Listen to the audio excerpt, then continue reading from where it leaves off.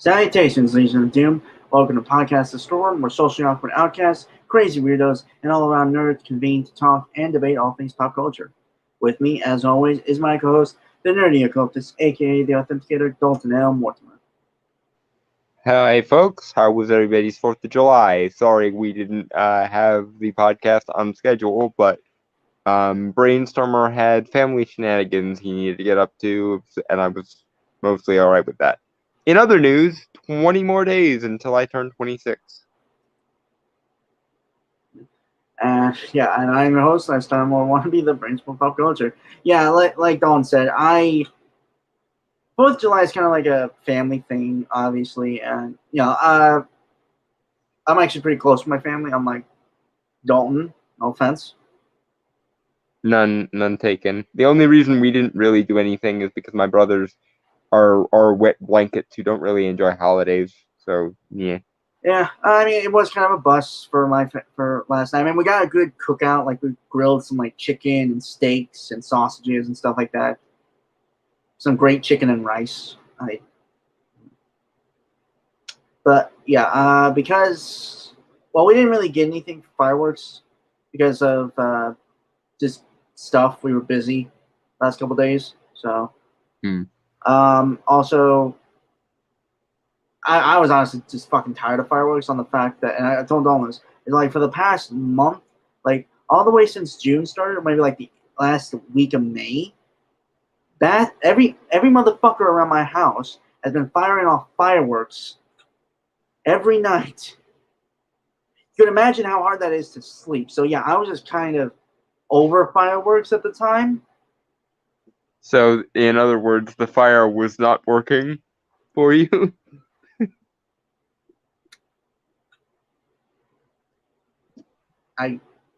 God, I want to slap you, you bastard. I know. But yeah, okay. So this is going to be a little different. We have one article to talk about this week. Yeah. Last week was the mecca of trailers, apparently. So just all the trailer reactions now. So yeah, we're going to be watching a lot of trailers. Mostly, hopefully, it's going to be a lot more happiness than it is sad. Dalton sent me this article, and I thought, why don't we get this one out of the way because like it seems like a good one. I want to cover it. He wants to cover it. I want to cover it. It's nice to talk about. Yeah. So yeah. Let me share screen here. It's from Geekosity.com. Doctor Strange spinoff headed to Disney Plus. It's published July 3rd, 2021. It's written by Mike Sutton.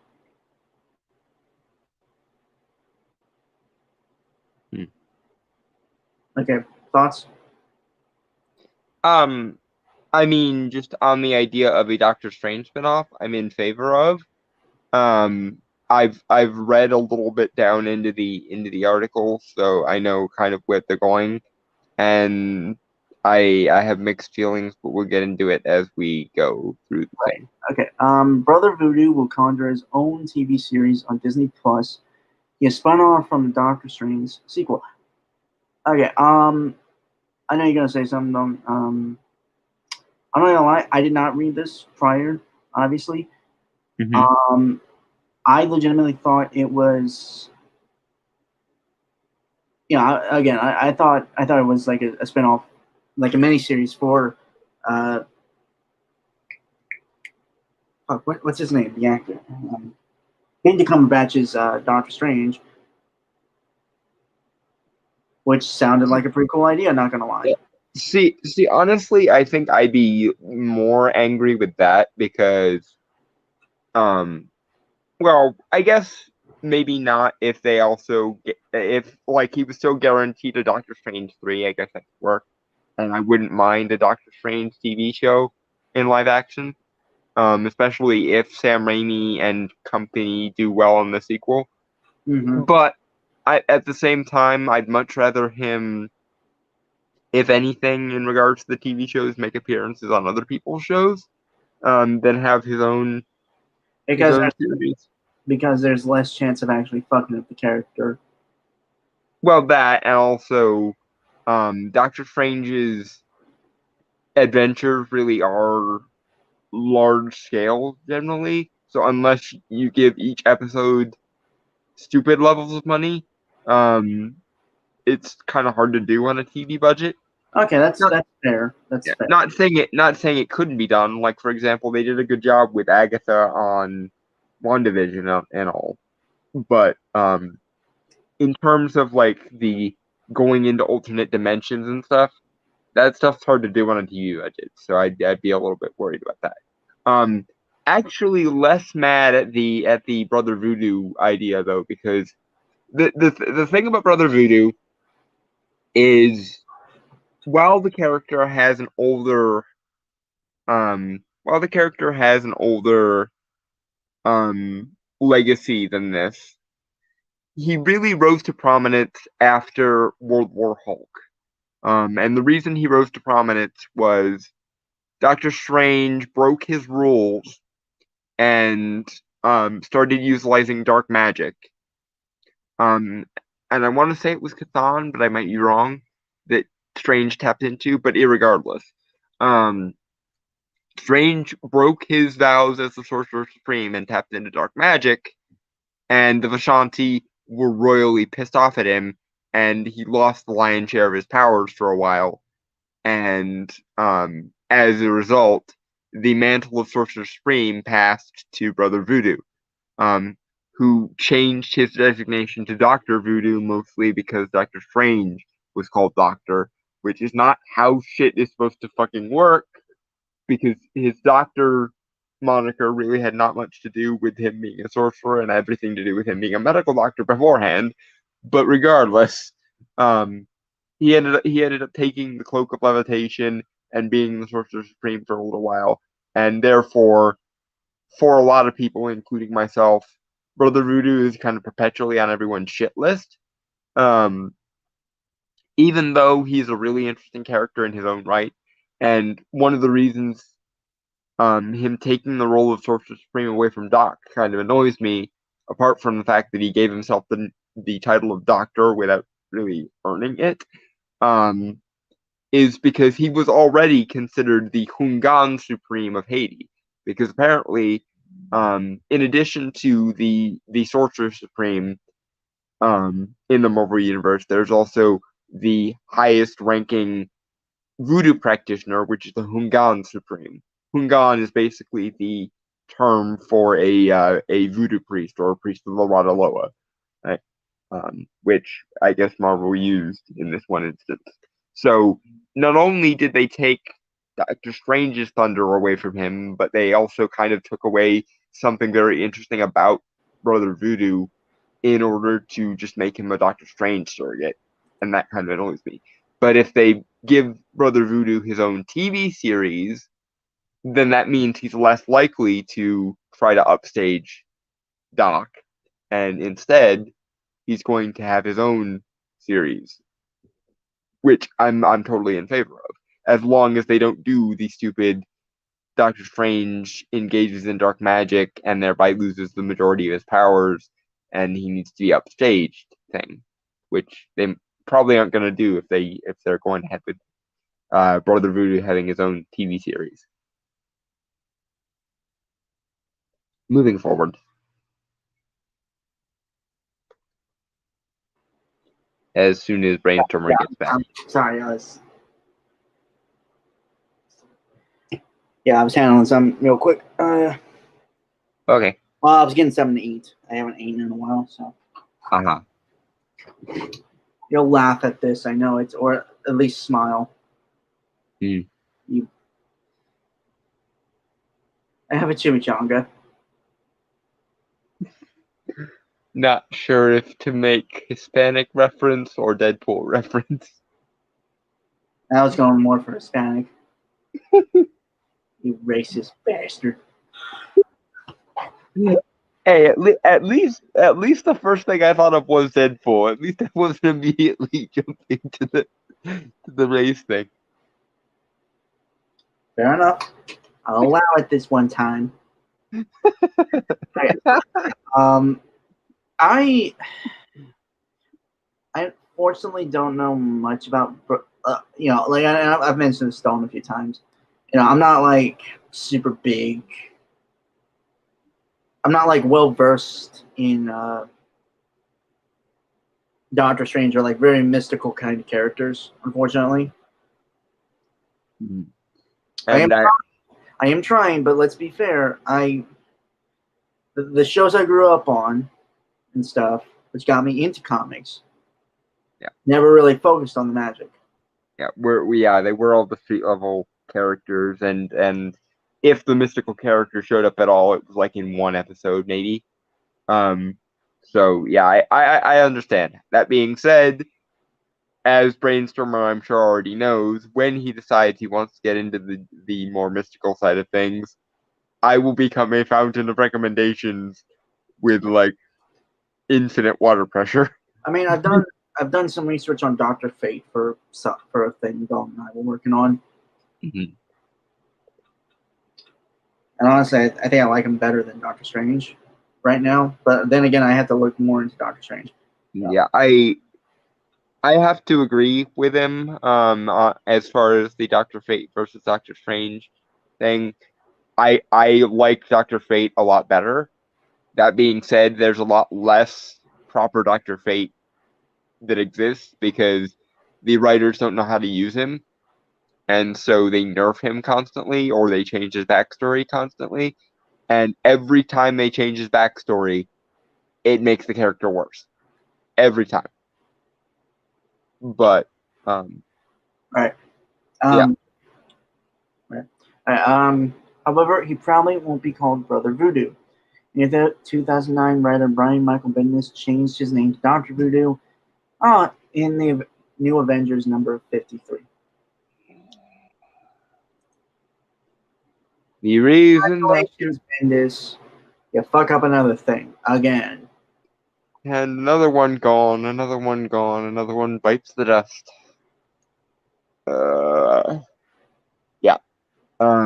As I just got through explaining, they never fully explain why Brother Voodoo all of a sudden starts referring to himself as Dr. Voodoo, apart from the fact that Strange did it. And I'm of two minds on this whole thing because of two things. Thing number one, magic users are usually scholars in both actual lore and in the case of comics.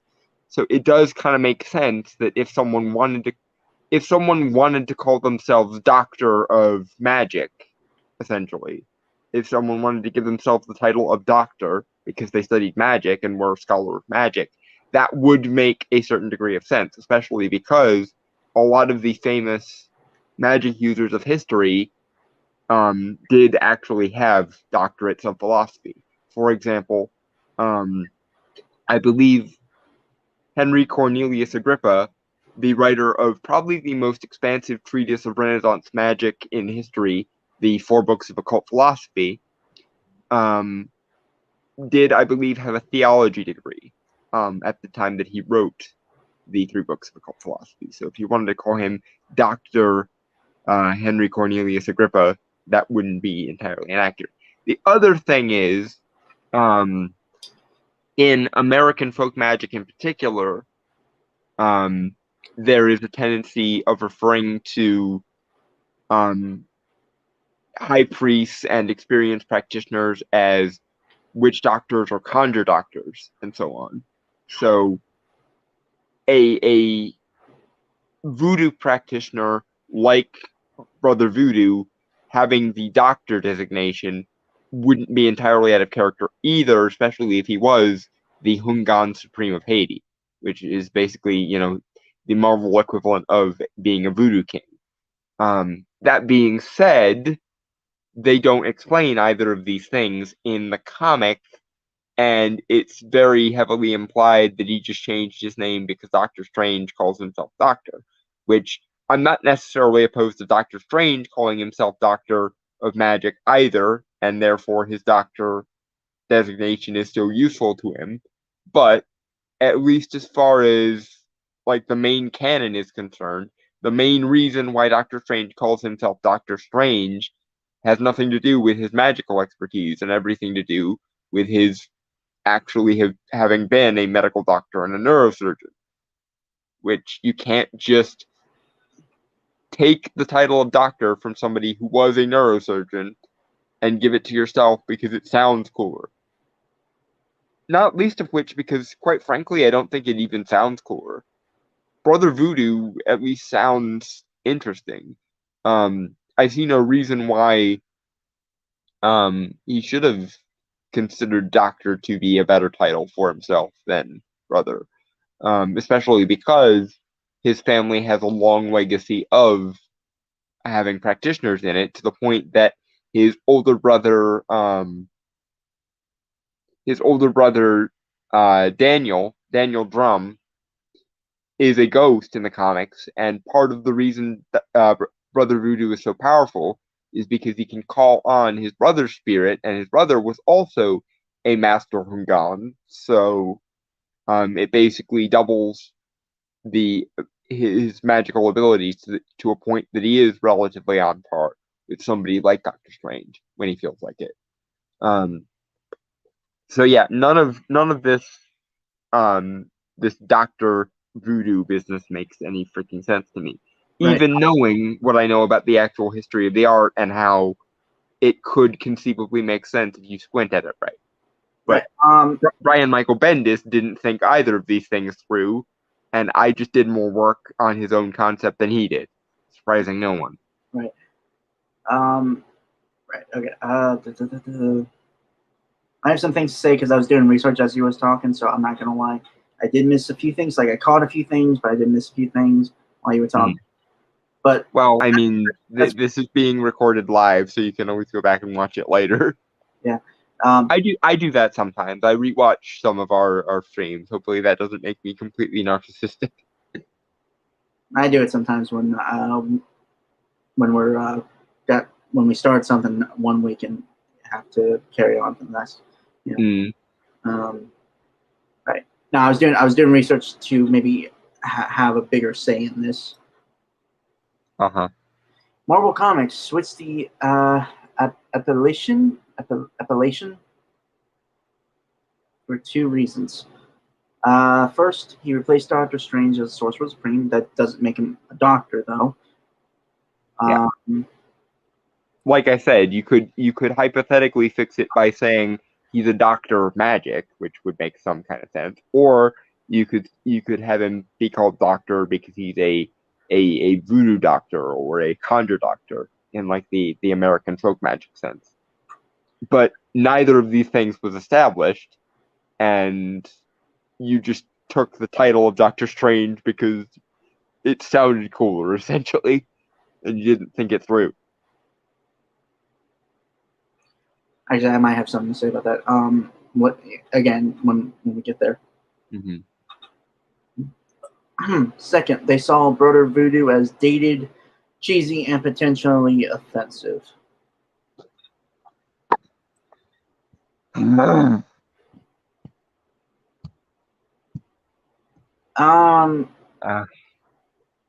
mean, if you have something to say, I don't really have something. Again, my whole thing boils down to that's fucking dumb. It's not. You're overblowing it, you dumbass. Yeah, that. Also, who and why would be offended by that.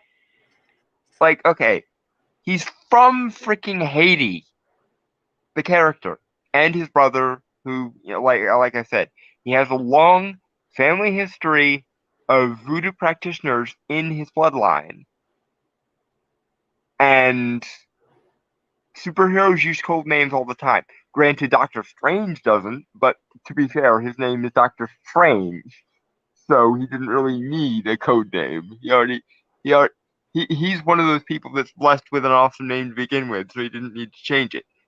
What's wrong with um Brother Voodoo calling himself that? Especially among people who have all sorts of interesting code names like Captain America, um, Captain Britain, so on and so.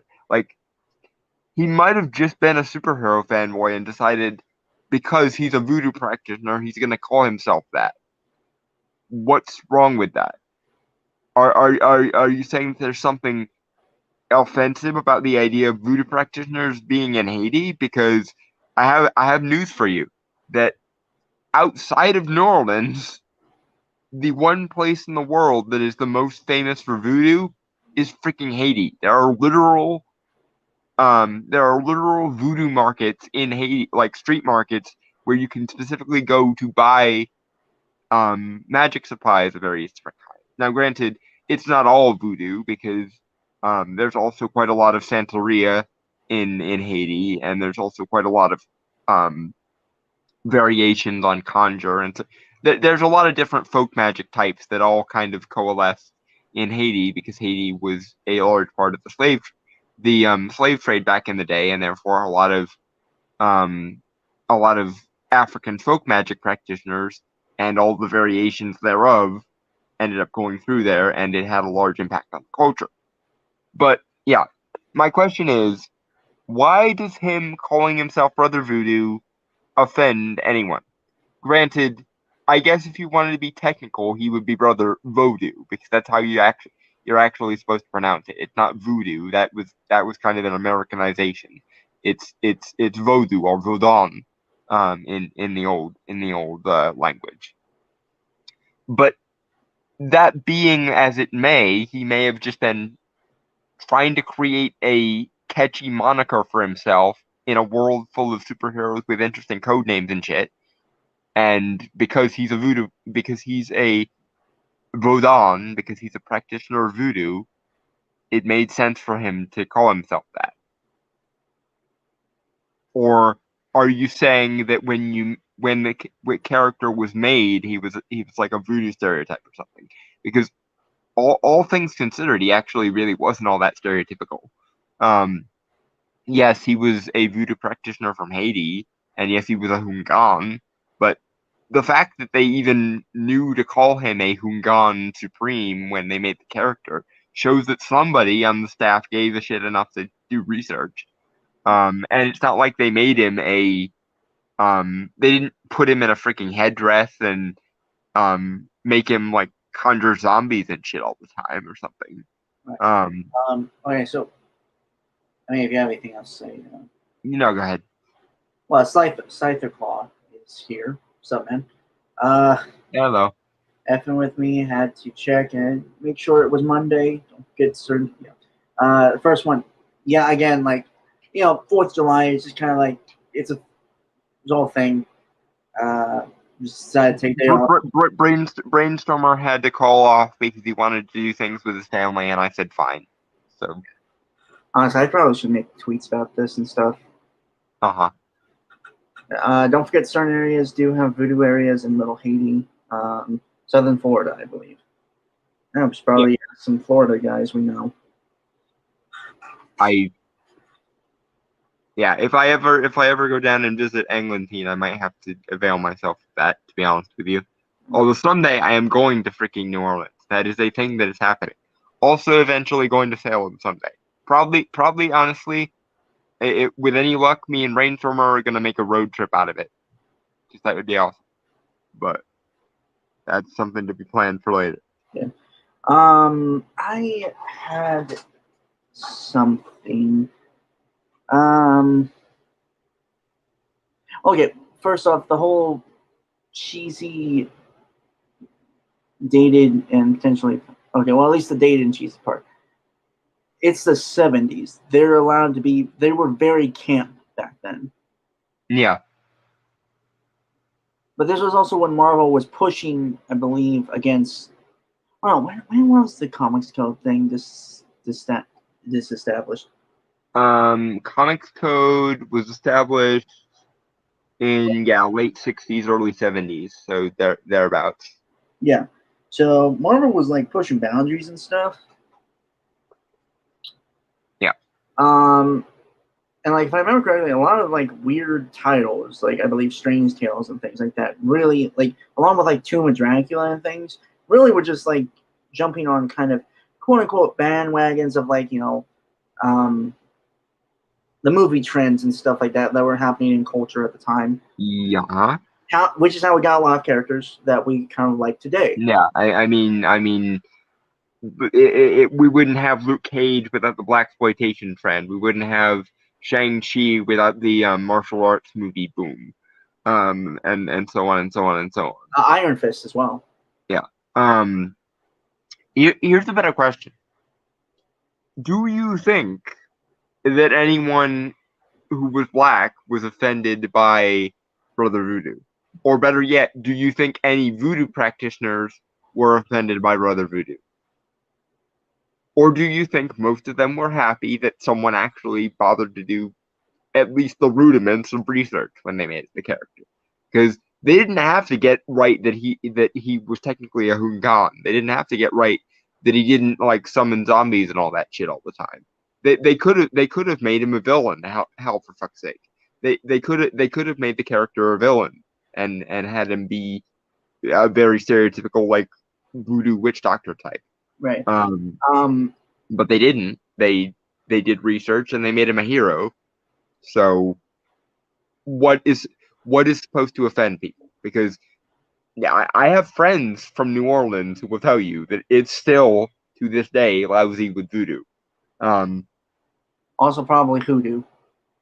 Well, yeah, but if you want to be technical, there's an American folk magic variant somewhere in the United States, pretty much everywhere. I mean, the Pennsylvania Dutch have Dutch hex magic. The Appalachian Mountains are lousy with granny. It's called granny magic or Appalachian magic. That just sounds really cool to me. Yeah. The Midwest has conjure, and of course, the place around New Orleans is lousy with voodoo and hoodoo. So yeah. Okay, so Brother Voodoo reflects the character's early 70s roots in blaxploitation movies like director William Crane's 1972 drive-in classic Blackula. I heard about that, never seen it. I mean, it's a pretty good movie, to be honest with you. It's funny as hell. Partially intentionally and partially not, but that's how 70s cheesy B movies work. Mm-hmm. And it kind of just adds to the charm of them. Right, but I mean, like that's not technically a bad thing. I mean, blaxploitation, while at times could be, you could argue, at times could be. I don't want to say offensive, but not accurate to the portrayal of actual lives of right. Black people. But at the same time, a lot of Black people really, really fucking enjoy blaxploitation movies, to the point that people still watch like Tyler Perry movies, for example, which are basically modern blaxploitation. If we want to get technical. Right. But what was I?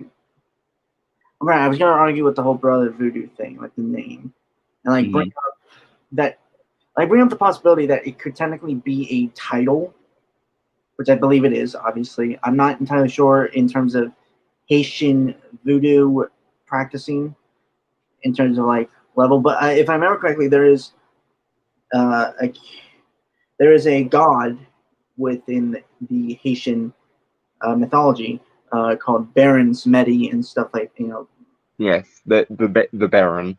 yeah, the Baron Papa Legba, I believe. Um, That that actually Papa Legba, I believe, is the Radaloa. right. The Baron is the Puerto Loa, or is it? See, this is weird, and this is where I'm gonna geek out just a little bit. There are three major families within sort of the voodoo, or Vodun, hierarchy. There's the Radaloa, the Puerto Loa, and the Gede Loa. The Gede Loa are mostly death gods, essentially, or death spirits, rather. The Puerto Loa are the Loa that are the most hostile to humans and are usually employed mostly by what are called Bokors, which is basically the voodoo term for sorcerer. And then the Radaloa are the Loa that are considered to be the most like nature spirit adjacent, or the most divine in nature, for lack of a better word. And the servants of the Radaloa are typically referred to, like I've been saying, as Hungam, which is basically a voodoo term for high priest. Mm-hmm. And each of the families of Loa are headed by a sort of leader or benefactor. The benefactor of Gede Loa are the Baron, and I call him the Baron because he has multiple names and multiple, for lack of a better word, personas.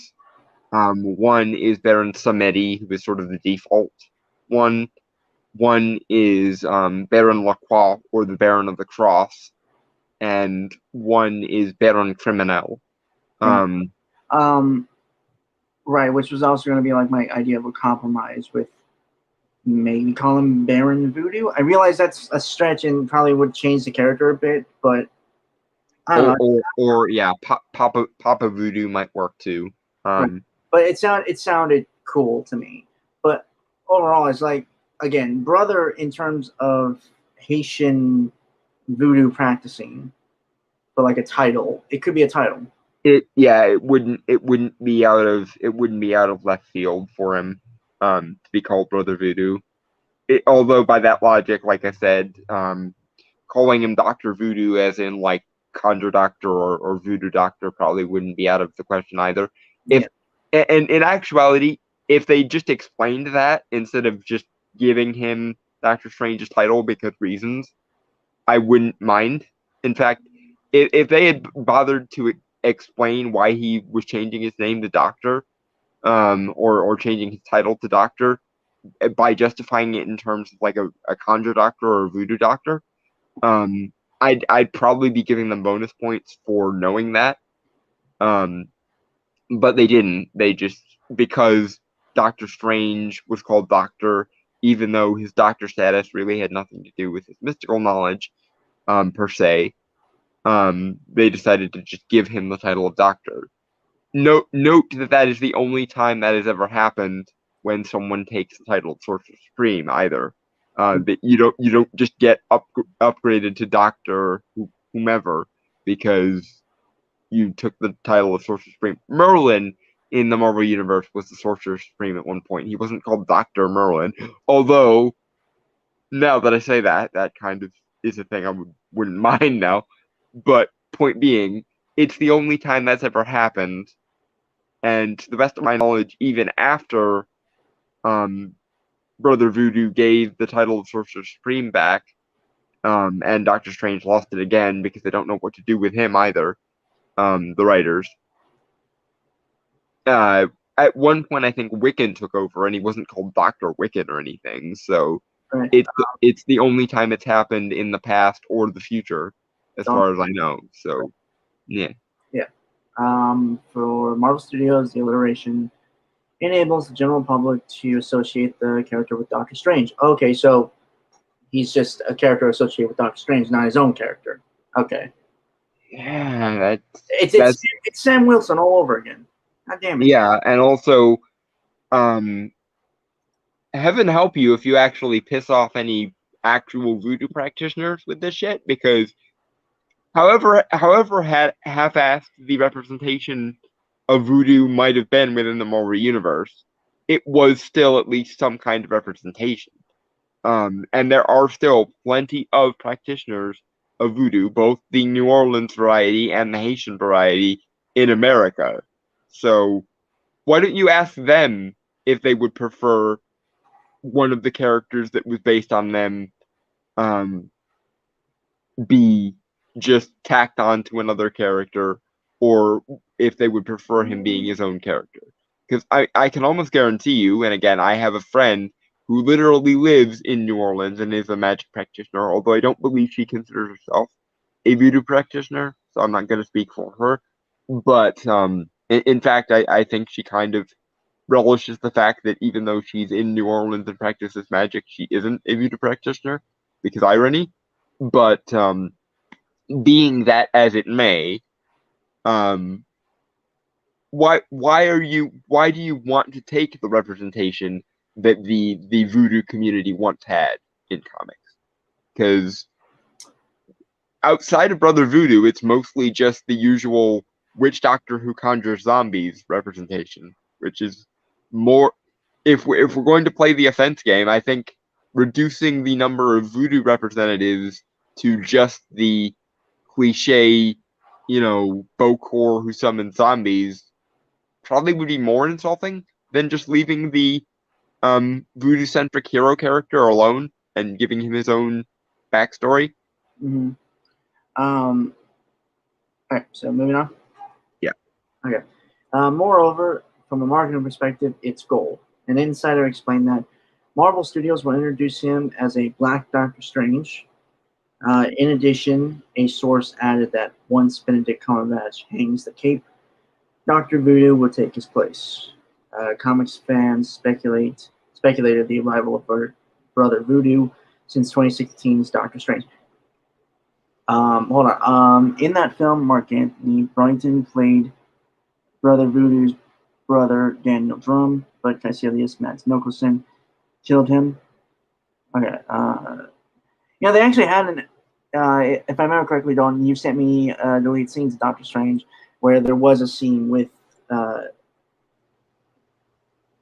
Yeah. There was an extended sequence with Daniel at one point in the movie, and I can't for the life of me figure out why it wasn't just left in the goddamn movie. But meh. But yeah, pretty much as soon as Daniel died in the movie, everyone who knew anything about Brother Voodoo was just like, I bet he's gonna come back as a ghost and bond with Jericho in the same way he did in the comics. Which, to be fair, I wouldn't have a problem with, because it makes sense for the character. It also establishes the character has his own freaking identity and isn't just a Black Doctor Strange, which just fuck you, by the way. Right. Both as a fan of Doctor Strange and a fan of mystical characters in general, do not take away Doctor Strange's skills by making him seem unspecial, and do not make Brother Voodoo seem like a Doctor Strange ripoff, because all you're gonna do is piss people off with that. If you purposefully make Brother Voodoo more like Doctor Strange so that he can replace Doctor Strange, then you're gonna get a bunch of people, however erroneously or not, whining that they're race swapping Doctor Strange. And to be honest with you, I can't really fault them this time, even though I will be the one guy in the room who goes, actually Brother Voodoo predates just being a Doctor Strange ripoff, and therefore he's his own character. Even though I will be the one to say that, because I'm the mystical comics expert and everything.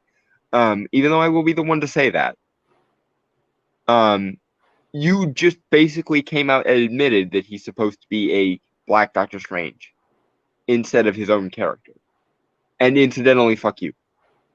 but also incidentally fuck you because, quite frankly, voodoo magic is not something we see a lot of in movies, whether they're comic book movies or otherwise. It's not something that like the last major character in a mainstream movie that was a voodoo practitioner was Dr. Facilier in Princess and the Frog. Um, so honestly, by taking away Brother Voodoo's uniqueness and making him just a Black Doctor Strange, not only are you insulting Doctor Strange, not only are you nerfing fans' ability to like Brother Voodoo as his own character, but you're also taking away the opportunity to add a really interesting element to Brother Voodoo's magic by making him a Hungan instead of just a random sorcerer. Which, granted, they didn't really establish Daniel having much of a voodoo background in the first movie, mind you, but they could have easily expanded that with Doctor Strange too, and it wouldn't have been a problem. But now you're making it a problem because you just came out and admitted that you're introducing him as a Black Doctor Strange, which just fuck you. And if that was just the writer of the article being annoying and not something that the people at Marvel actually said, then I apologize. But still, because here's the thing. It's like with the Ancient One thing. Marvel thought they were being so clever when they casted Tilda Swinton as the Ancient One, because it was the only way they could think of to get out of the negative implications of the character. Because if they casted anyone else as the Ancient One, they would have had some controversy to deal with. But recently, of course, Kevin Feige came out and apologized for whitewashing the Ancient One, because, surprising no one, it was actually more offensive to recast as a white woman instead of just playing the character as they were originally in the comic. And I can almost guarantee you the same thing is going to happen here. You're going to take away all the unique aspects of Jericho Drum and Brother Voodoo, and then the fans of Brother Voodoo and also people who just don't want characters to be randomly race swapped for no reason are going to bitch at you because you had a very interesting voodoo-based character, and you decided to nerf him and give him another character's backstory. And then you're going to have to come out and apologize again, Marvel, for taking away a culturally black, quote-unquote, piece of representation.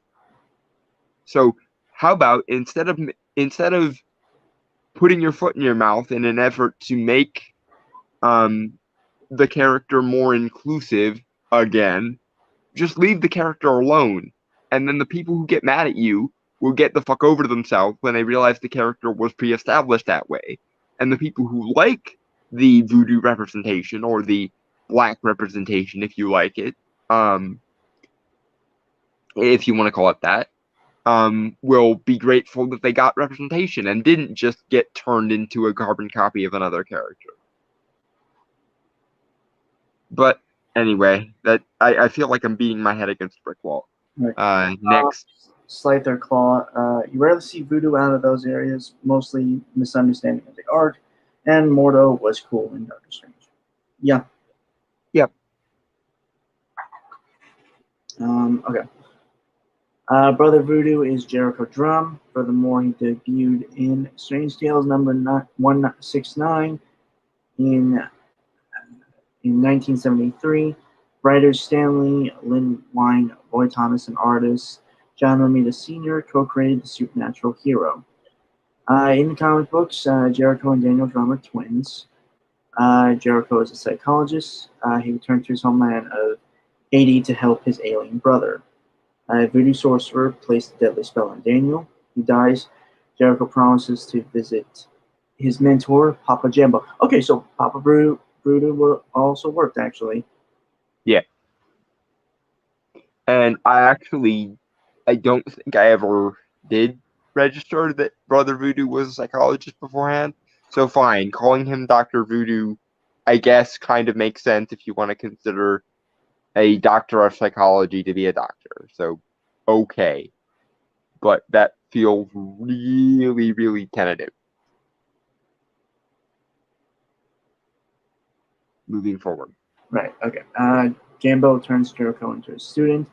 Afterward, Jericho begins practicing voodoo. The twin souls combined. That's the end of that. Doctor Strange spinoff headed to Disney. After Jambo passes away, Jericho becomes Brother Voodoo. There's no doubt that Marvel Studios was likely to tweak his origin to fit within MCU continuity. Sources add that Dr. Voodoo will cross over into other Disney Plus series like Moon Knight. However, this isn't the first attempt at bringing Brother Voodoo to television. After all, in 2003, the Sci-Fi Channel announced a Brother Voodoo TV movie, but they dumped the project. Oh, that's sad. Yeah, the mystical characters almost never get love. That's why I'm so ridiculously devoted to them. Granted, in 2003, it wouldn't have ended well, because that's just it wasn't it. Look at what for anyone that doesn't know why I'm skeptical of the Sci-Fi Network's circa 2003 ability to make a Brother Voodoo series work. Look at what they did to My Beloved Dresden Files, and then tell me it would have worked. Because Sci-Fi in 2004 tried to make a Dresden Files series, and it makes me want to curl up in a fetal position and die.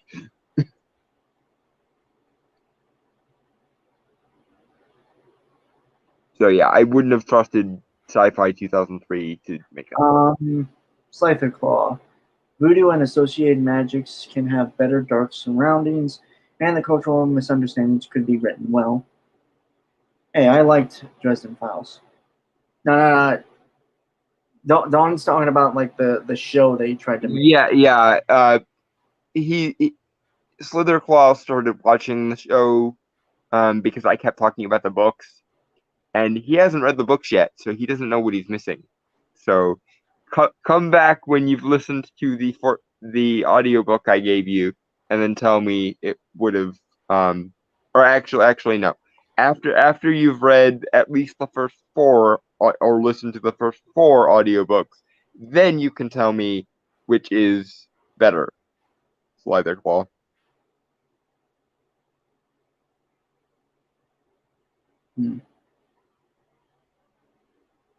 Yeah, because the main reason why it even took me so long to read the Dresden Files, which people did actually keep recommending to me even before I read them, was because that 2004 series was so bad.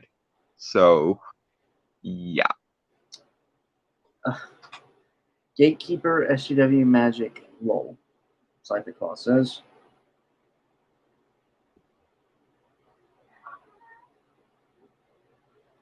Anyway, shall we? Don't give them ideas. Don't give them ideas. That's what he said, man. I'm just. Anyway, yeah. Shall we? Yeah. Moreover, the network junked the subsequent series as well. Also, insiders revealed Dr. Voodoo is planning to join Midnight Suns on Hulu with Punisher, Ghost Rider, Moon Knight, and Blade. Okay. See, now I'm worried because all this talk of Brother Voodoo joining the Midnight Suns and popping up in Moon Knight and stuff, that implies to me that Doctor Strange, for whatever reason, isn't going to be around, which implies to me that at some point in the Multiverse of Madness, he's going to either die or give up his title, which I wouldn't be into. Now, granted, I might be wrong. It might be a case of both Doctor Strange and Brother Voodoo would be on the same team, but that the idea of him just all this talk of Brother Voodoo being on the Midnight Suns and showing up in Moon Knight implies that Doctor Strange isn't available, which bothers me. I'd be fine with a team that included both of them on it, just not Brother Voodoo instead of Doctor Strange. Yeah, now I'm worried. Moving on. Right. Dr. Voodoo will debut in Doctor Strange: The Multiverse of Madness. Marvel Studios has announced no casting firm yet. See, here's the thing with the Multiverse of Madness thing, and like we're getting like different timelines and dimensions and stuff, right? Mm-hmm. I know Mm-hmm. you want. I know you want Nightmare, which I hope they're gonna keep. Or Shimaggorath or Cthon. Honestly, I'm pretty wide open as long as there are no like alternate versions of characters in the movie. Like Um, as long as it sticks to like as long as it sticks to like the metaphysical side of things instead of alternate timelines and parallel universes, I'll be fine.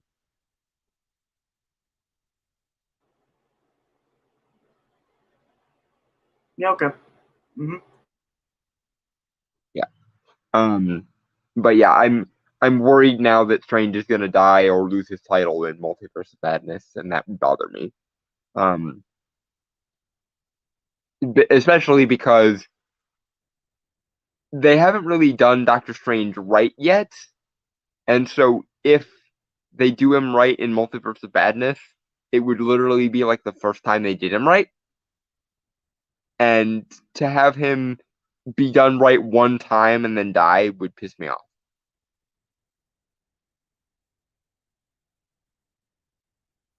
But again, I might be wrong, and they might be going with a Brother Voodoo is just an additional character, not a replacement. They might, Yeah. but I am skeptical now. Okay. Right. So now, because again, last week apparently was just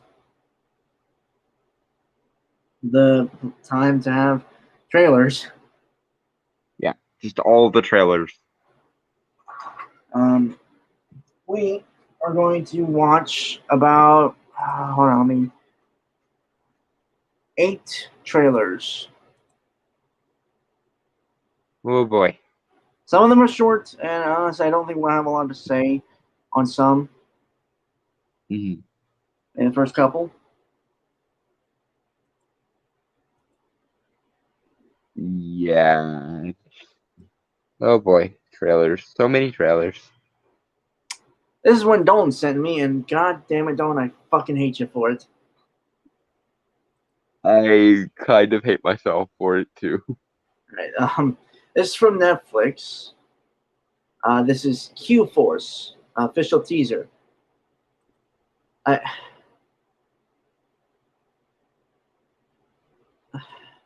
Dalton, what the fuck, man? I need somebody to hold me and tell me things are gonna be all right. God damn it! This show is therapy for me.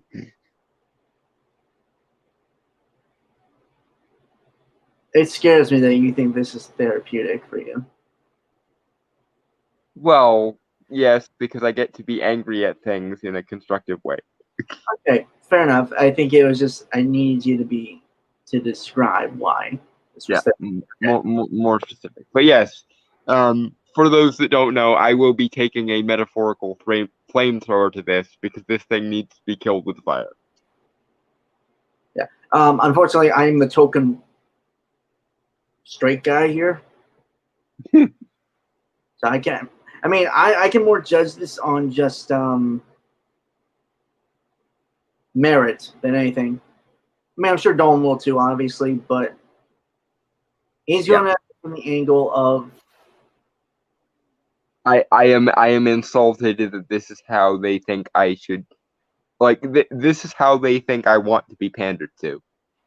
It it's and I was describing Big Mouth to Brainstormer before we came on.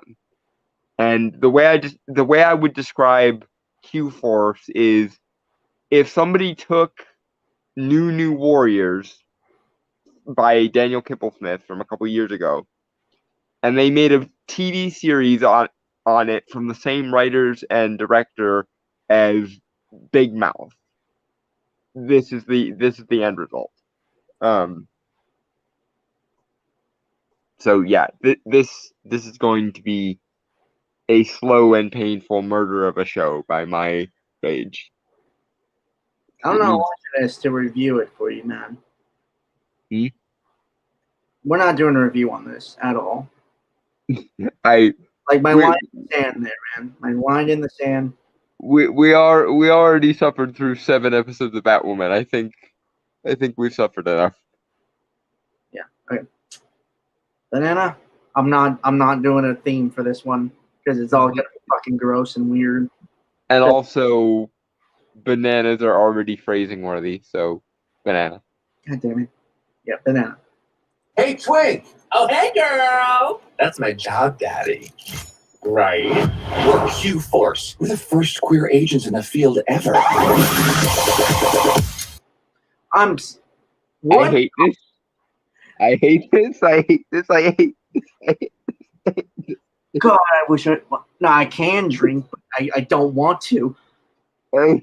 Like legitimately, one time I'm actually legitimately considering drinking, like grabbing a beer from the fridge and actually downing it right now.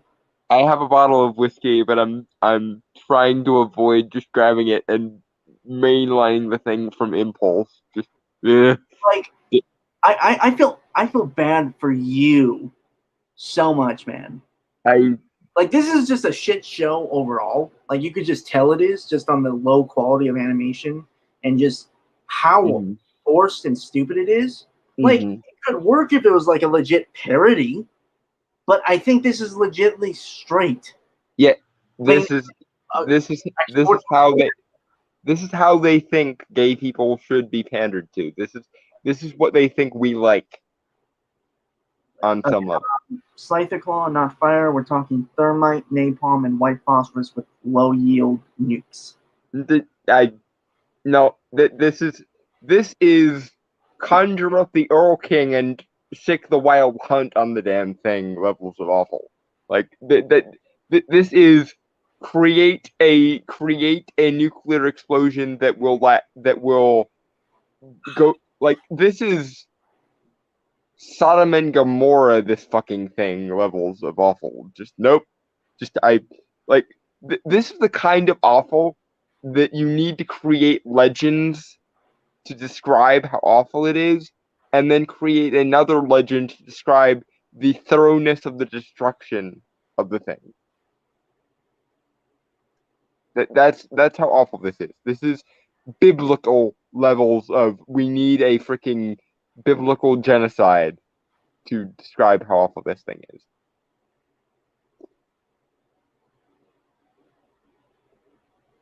Right. Okay. Yeah, banana. Actually, I got nothing. I thought I had some, but I don't.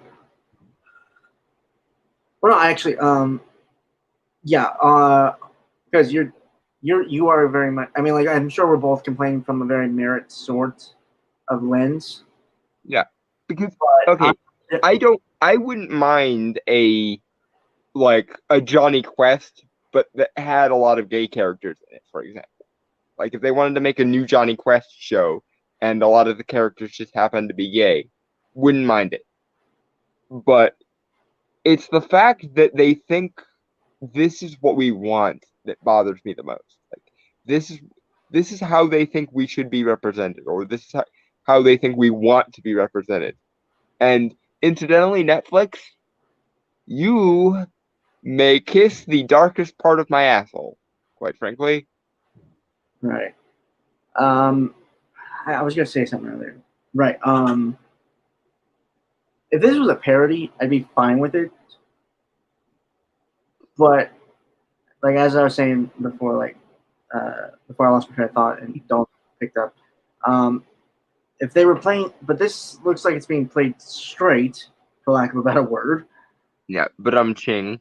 Yeah. Honestly, I'm not gonna lie. This does feel like something of like a really stupid straight person would write on how they think. Gay Gay. people act. Yeah, pretty much. And once again, incidentally, you all, everyone who has had even a tangential relationship with this show and creating this show and creating this trailer, I hope some horrible nightmarish fate befalls all of you. I hope you are haunted by the thing that is the like coalescence of every nightmare you've ever had. That is what you deserve because of this shit. So sleep paralysis demon. Yeah. Okay. But even most sleep paralysis demon probably would be too gentle for what these people deserve. I've never actually had that happen to me before. It's like a sleep paralysis demon. Nor me. Although knowing my luck, it wouldn't be a sleep paralysis demon. It'd be freaking Mab. But who knows? I'm just kind of curious to see what's going on. I mean, like, I'm sure I'd be absolutely goddamn terrified, but I'm just curious and like how it happens and stuff. You'd probably just start having a conversation with the fucking thing. I can't move. Like, I would assume also not my mouth. I don't know. Like, I don't know how it really works. To be fair, Mm-hmm. plus, like, I don't sleep on my back, which I think is how most people have the sleep paralysis demon thing work. I probably should shut up because I don't know what I'm actually talking about. Uh-huh. Anyway, banana. God damn it.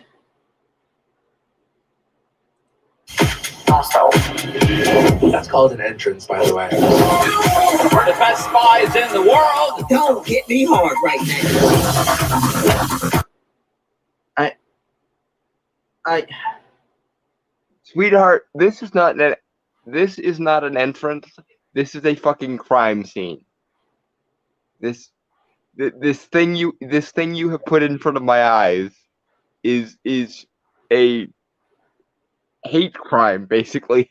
Like I don't even necessarily believe in the concept of hate crime, but if it has to mean anything, creating an entire series full of effeminate, flamboyant gay stereotypes being as unself-aware and unfunny as this on purpose in order to pander allegedly to gay people, that might constitute a hate crime. Not gonna lie. I'll be right back. I gotta get something to drink. Just don't I'm make. not getting alcohol. I'm just grabbing like a soda or something. I need to Okay. down something while watching this. To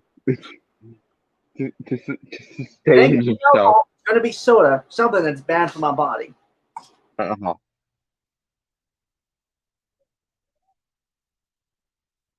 Yeah, this whole thing is death personified. I hope some horrible creature from out of the deepest recesses of human memory eviscerates you because of this thing. Like this is seriously where I start to go, maybe summoning up Cthulhu wouldn't be such a bad idea. That's what my brain is doing right now.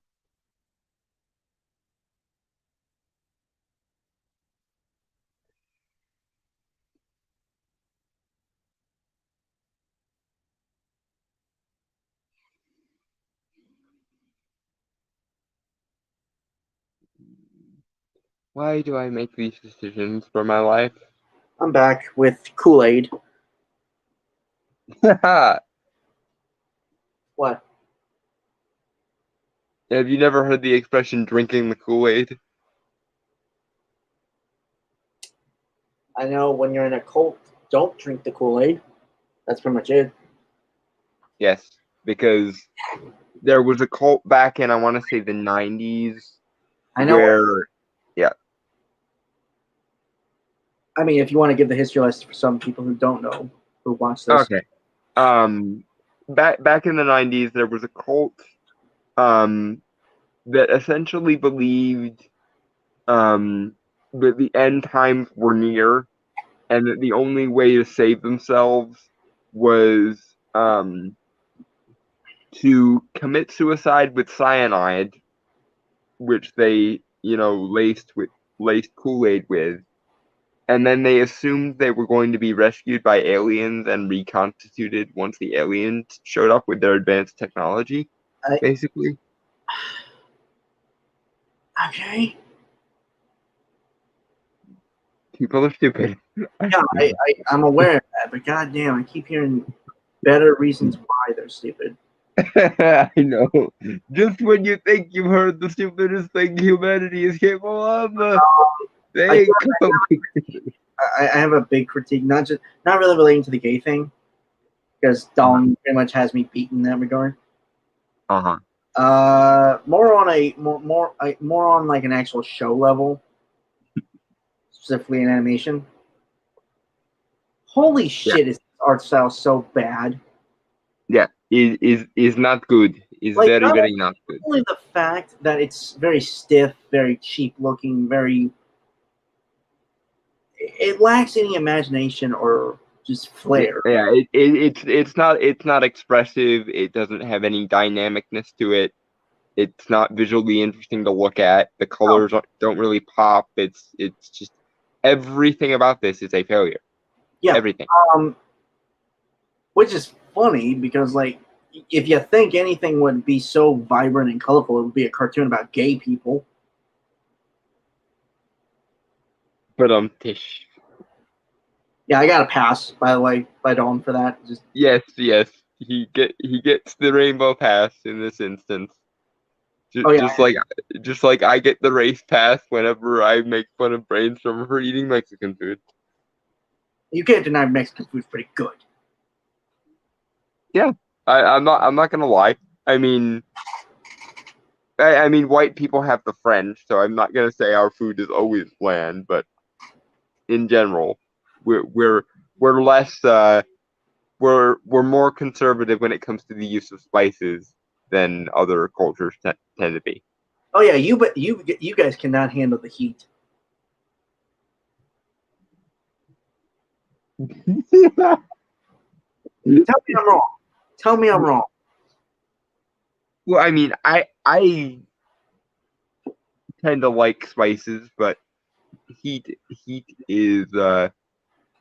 is a different story. I'm not gonna shove a ghost pepper in my mouth or something. I don't know.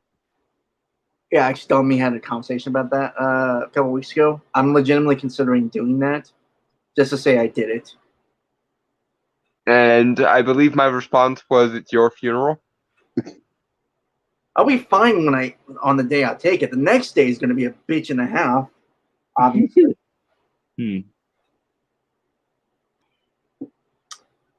Gotta really plan that out. I just want to say like I did it, you know. Mm-hmm. I'm really weird and dumb sometimes. I'm not gonna lie. But no matter how weird and dumb you may ever be, you will never be creating the Q-Force levels of weird and dumb. I wouldn't say it's weird because it's not. It's fairly generic action cartoon. Well, yeah, and action, that's the other thing. They don't, for as over the top as the dialogue and the like acting are, they don't really give you anything interesting to like grab onto concept wise. But you know what's weird? I think art style wise, like if they switched it, I don't know if you know this cartoon because it appeared briefly on Comedy Central a few years ago. Moonbeam City. Vaguely remember that. I think I saw a trailer for it during Archer once when I was watching Archer. Yeah, well, yeah, it's like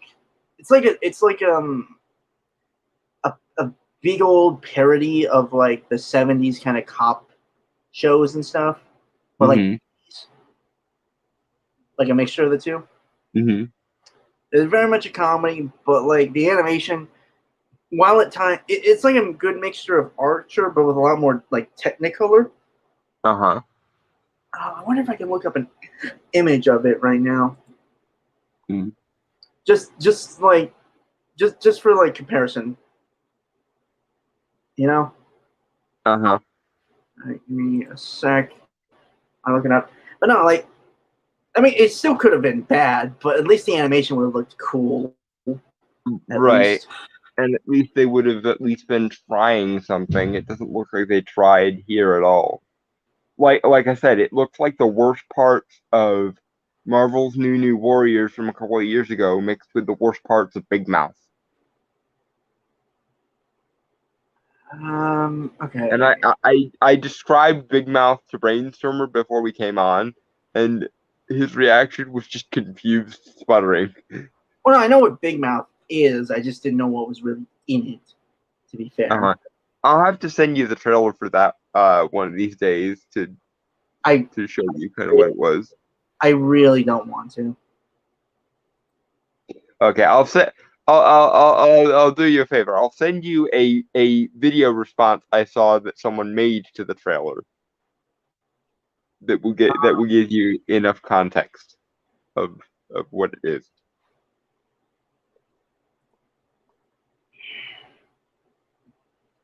Okay. Man, this is a lot harder than I thought it would.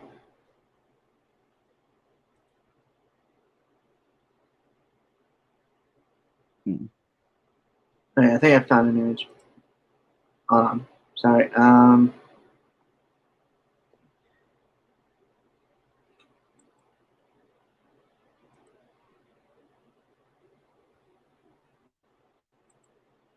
Okay.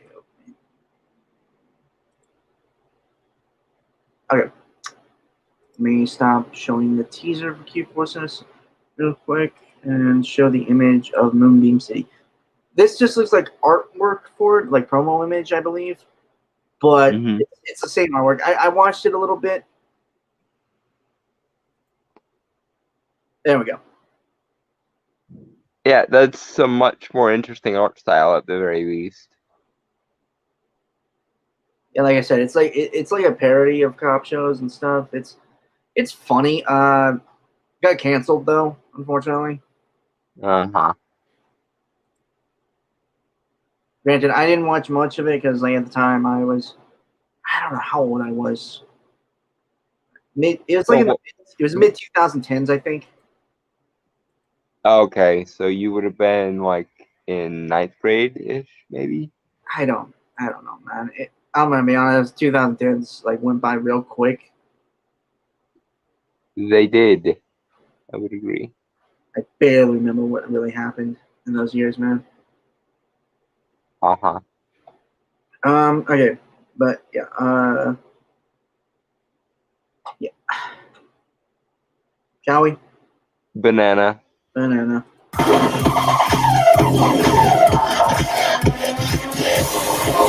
All right, freeze!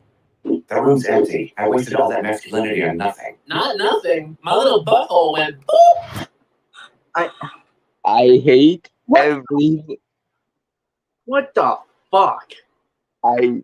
Like, who the fuck thinks this is a good? Who writes this shit? God, I wish I had some fucking bourbon right now. Like, it probably would throat, but god damn it would hit me hard, I'm sure. For the record, this type of shit is exactly why I find dating so hard. Because for every reasonable, decent guy in the gay community, there is maybe 5 of these kinds of people who do say shit like that. And you can understand why every time I meet somebody who is overly flamboyant or overly effeminate, I want to commit murder. Because that's your shtick, right?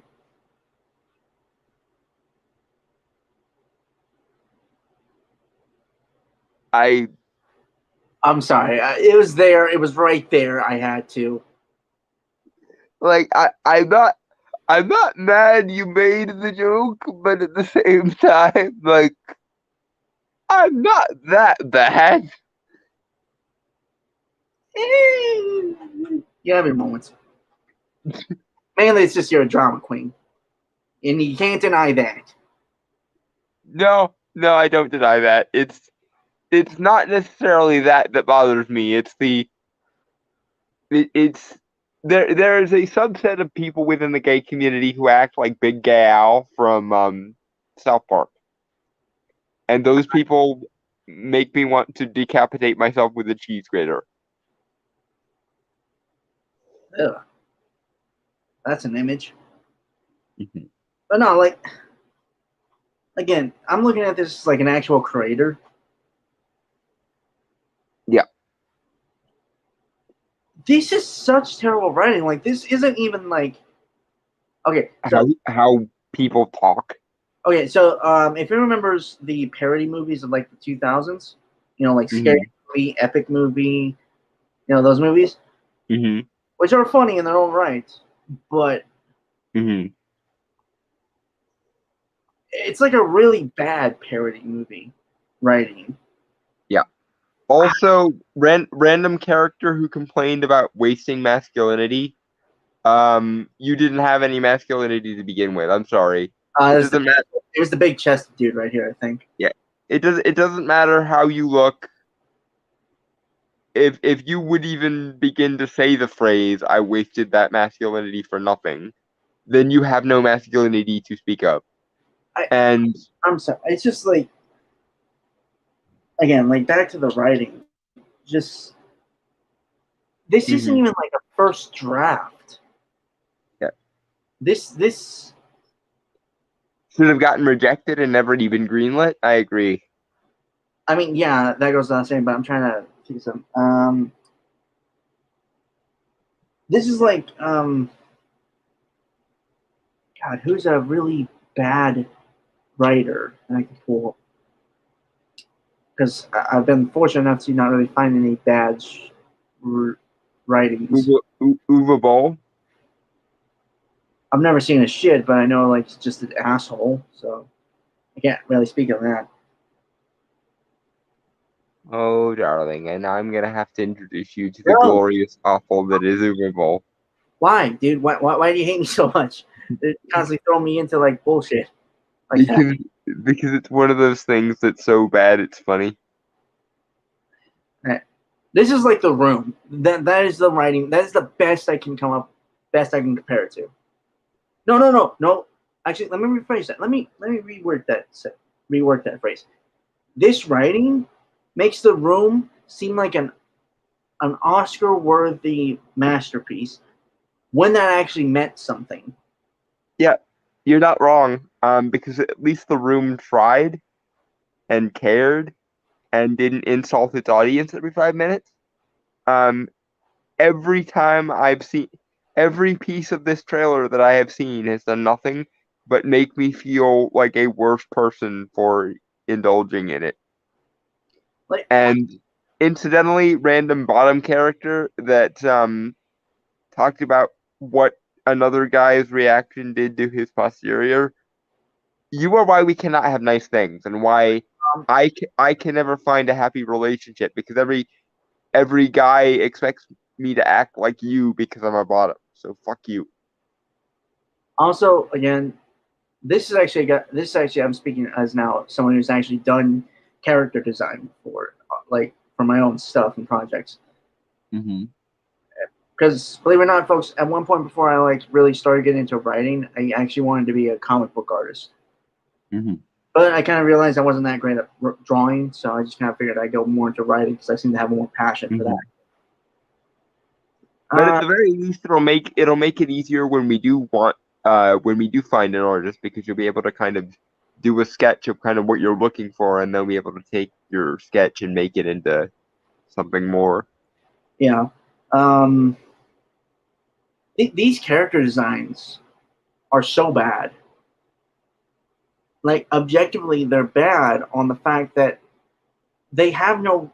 It's not, there's honestly no personality showing through, like in the clothes, in the faces, and like the faces as well. Like, again, I think I mentioned this earlier. Is all these characters and how they look, they feel hollow, cheap. There's nothing about them that you get. Yeah, there's no third dimension here whatsoever. It's just everything is flat. This is a thing I've noticed a lot, especially like in recent years, or like whenever really the cartoons really started, or like animation really started to kind of fall by the wayside in terms of like series. Uh-huh. I don't want to bring up the CalArts thing because everyone brings up the CalArts thing. It's kind of dead at this point, but it still does happen. I'm not. This is similar, like, to the art style, to like what the character design.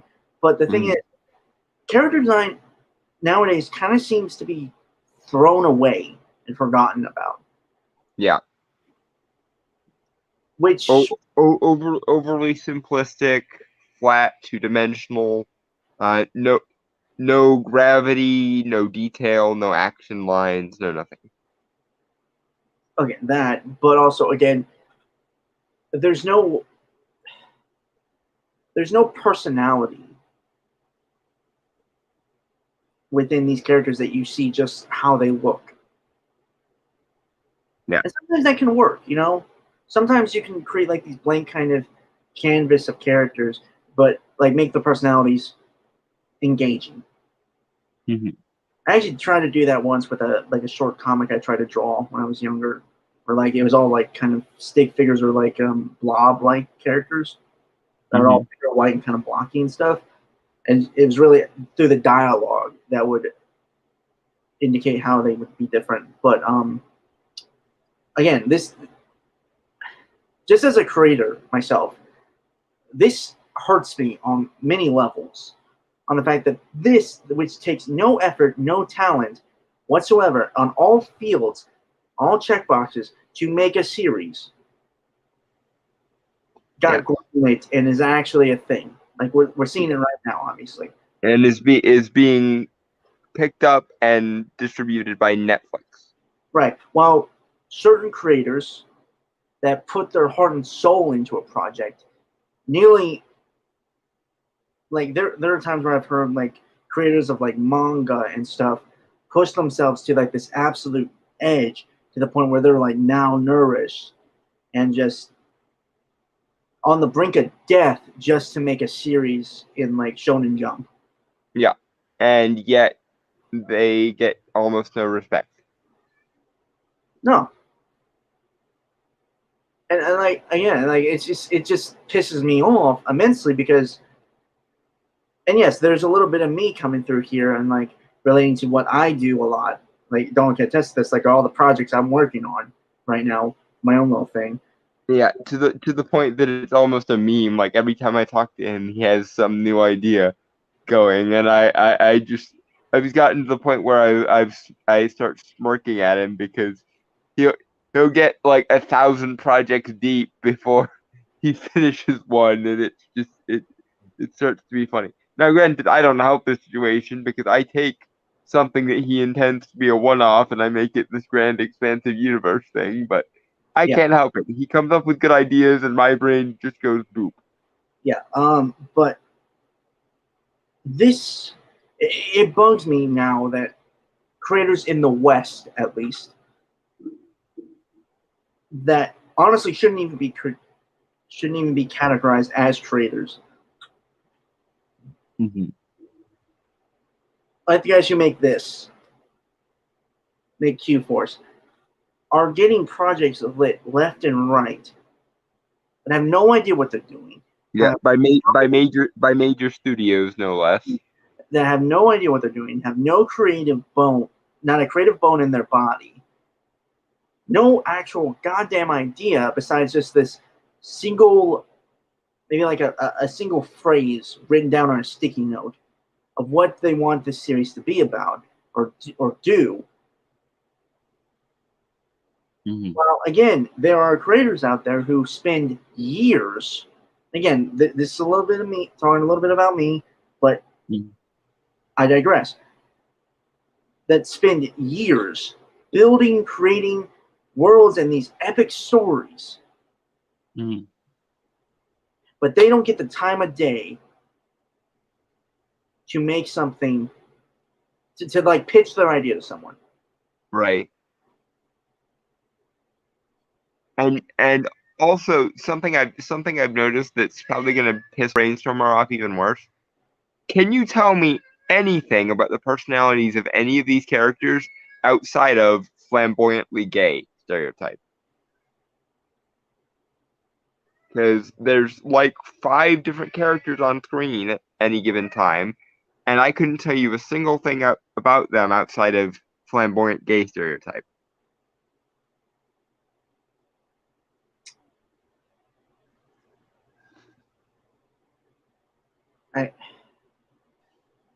Honestly,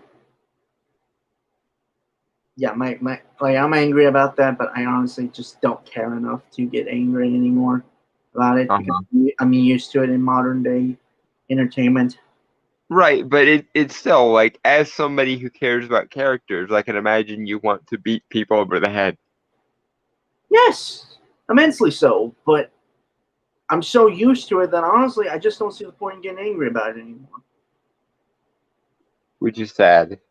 Yeah, I'm just gonna stick with my stuff, work my ass off on it, and hopefully, it gets the recognition it gets. Yeah. Anyway. Banana. Yeah. Yeah. You can't pander to the gays. They can smell it. You're acting like Citibank at Pride. What are you doing right now, Netflix? Like, in the process in this trailer, that is exactly to the letter what you are doing. Don't tell me. And also, there is no such entity as the gays. Gay people are individuals. Deal with it. We're not all a collective, effeminate, flamboyant hive mind. Dumbass. Next. Yeah. Also, I mean, yeah, again, the community has its moments, but yeah, that sounded worse than I meant it to be. You don't say. The very vocal minority that people think is a majority is what I meant. Mhm. Again, that doesn't sound better, but I'm sticking with it. Uh-huh. Again, this is another one Dawn sent me. I'm not gonna lie, this might have been one I was very iffy on, to be fair. Mm-hmm. Just because, like, I don't think, I mean, like, I saw other people covering it, obviously, but I don't know. I don't think it's gonna be, like, super big or anything. I'm just curious to see what it is, because I think it'll be good, like, riff fodder, if anything. Yeah. Actually, you and I'll bring it up again when we get into it. Mm-hmm. Shall we, Banana? We shall, Banana. This is Karen movie teaser / trailer. Why the fuck is it said teaser and trailer? I have no fucking idea. Don't ask me. I'm just reading the title. Yeah. It's like over 2 minutes, so technically it's a trailer, I guess, but Yeah. what really qualifies as a teaser these days. Yeah. But yeah, Banana. Banana.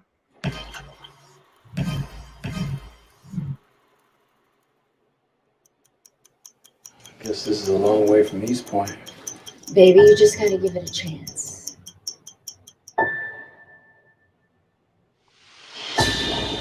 Tell me about your new neighbors. They're black. Do you mind keeping it down? I get this is a horror movie, but I don't know why, but I kept thinking this has got to be a parody. You know? Yeah, but it's not. This is I mean, something. this is made by the BET, Black Entertainment, like Television. television. Why the fuck was? I don't know what the hell I was thinking of. For some reason, I thought network, Black Entertainment Network, which makes sense, but I think it's BET Network. Okay, so that's. Yeah. I don't know. Like again, I'm gonna lie. My brain's all over the place right now. Uh-huh.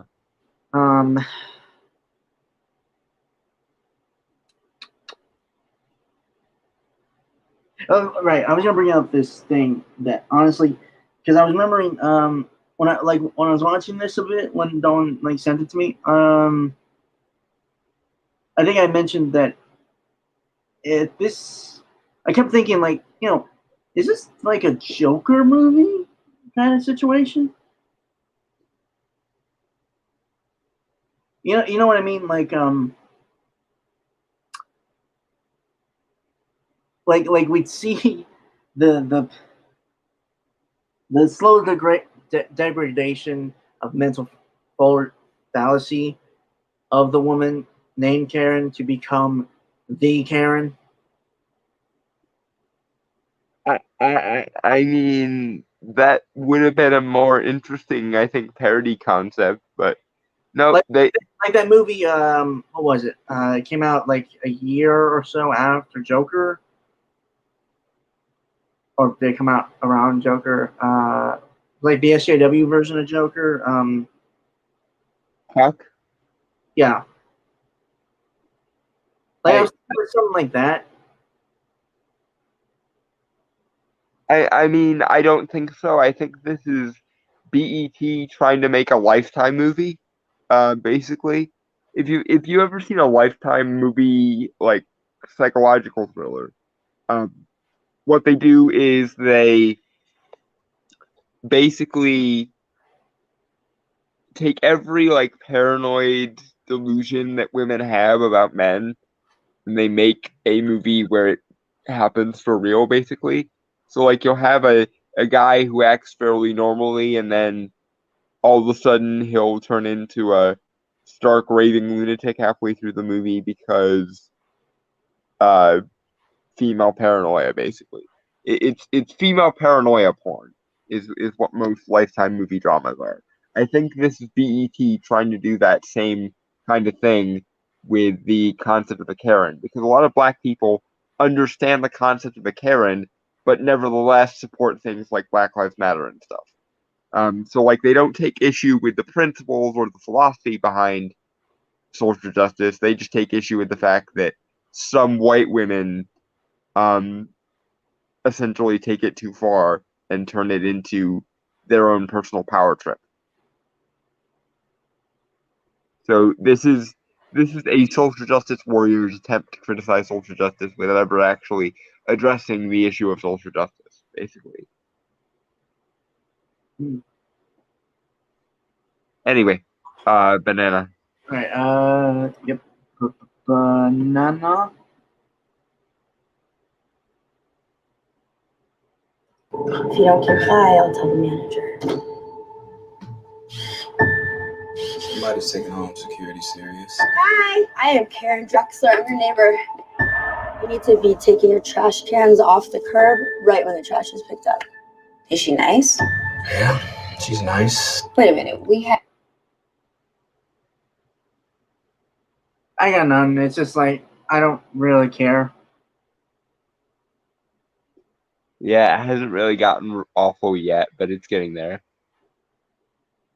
Again, if this was like a parody of Joker, I honestly would find this so engaging and interesting. But the fact that they're doing it for real and trying to be all dramatic about it is I mean, Joker was dramatic. right. Just because No, that's not what I mean. They're playing this concept straight rather than making it a parody and taking it like serious and being dramatic about it. It's the thing. I'm not gonna lie, this probably seems like a movie Jordan Peele would do. A bit. I could see if Jordan Peele had made this, though, it would at least have better production values. Yeah. But as it stands, like I said, it's in the made for TV Lifetime movie drama kind of vein. Banana. But I have a white entitled neighbor named Karen. Karen, hey, enjoy yourself. There she is, slaving away in the kitchen. I've come across some very suspecting teenagers. Suspecting? Can you please hurry up? Please, they're very aggressive. Yep. I left my wallet.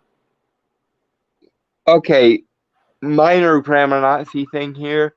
The word you're looking for is unsuspecting or suspicious. Those are the two words you're looking for.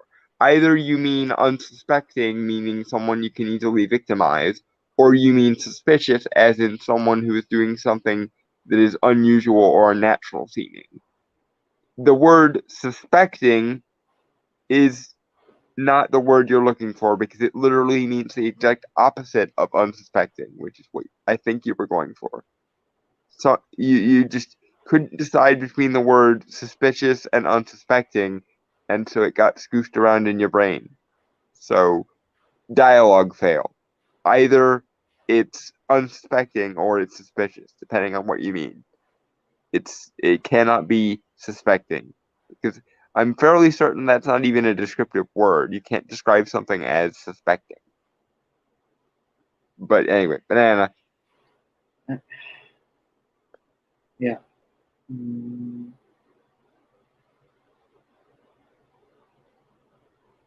Went with my ID at home. Leave us alone. We didn't do anything. How the heck did you end up moving to this neighborhood? Next thing you know, we have criminals. You take care of him, and I will take care of her. Would you mind stepping out of the car? My office has uncovered some disturbing information on her and her brother. See, this is how you know it's not a parody, because they actually went through the effort of her having a brother who's a corrupt police officer so that she can be genuinely threatening.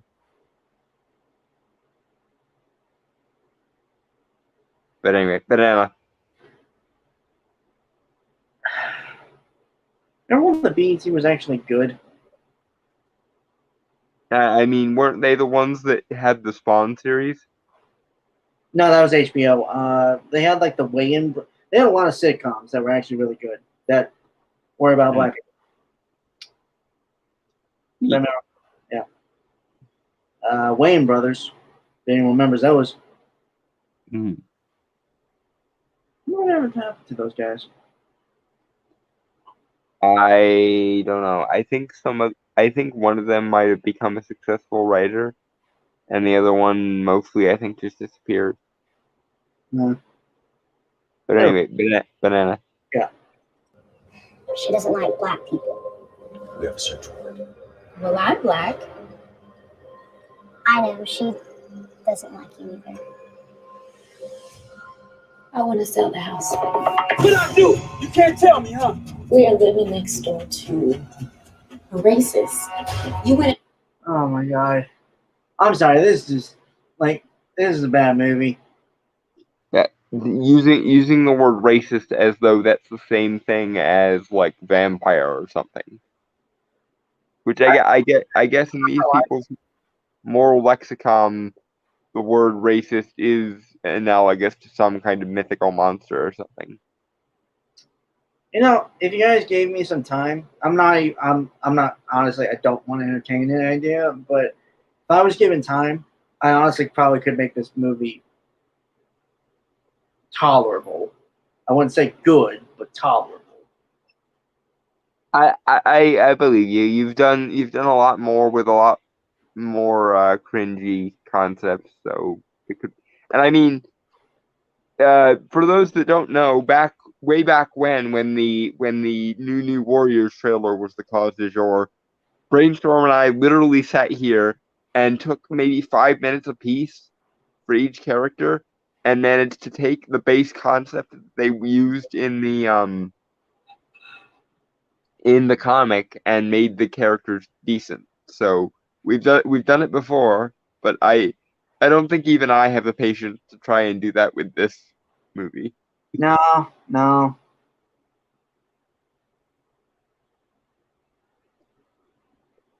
Like, anyway, yeah. The thing is also is like the trailer just seems to be telling you everything. Which is always the thing I hate about certain trailers. Is like it really is just going through the whole movie for you. Mm-hmm. Well, ironically, I like those when they're like those fan-made trailers that are like really good fan-made trailers. Obviously, of like a project you'll never see. Uh-huh. Which makes sense. Yeah, because you want to give people a full version of the concept. There are some I should probably send to you because I think you really like them. Might want to remind me after tonight. Okay. Or something, I don't know. But seriously, like, it's just going through the whole movie essentially, and there. I don't know. It's like which I guess is better than it could have been because like at least that gives you an accurate representation of the movie you're about to see. But why would anyone watch this movie other than to ironically laugh at it? Like, yeah, this movie is nothing but like riff fodder. Right, and again, like, if anything, I totally would have made this a parody of Joker, but obviously with like with a Karen. Yeah, with a rich middle-aged white woman, basically. I don't know. Well, Rich would make sense, but honestly, I don't know how I'd do it, but that would just be the base concept for it, and then I'd go off from there. Anyway, Banana. Yeah. God, Joker was awesome. It was. It's a shame we'll never get another movie like it because Hollywood is a bunch of assholes and they don't get movies that don't have explicitly spelled out themes in them. Yep. Okay. Yeah. Banana. Banana. In her house? You wouldn't want your wife to know our little secret, are you? There's not a standing place procedure back there. What do we have here? We got a hammer. Everything looks like nails. You people are very angry. Shut your mouth, boy. Bad things happen. I don't care. I don't. Banana. Happen to people that don't comply.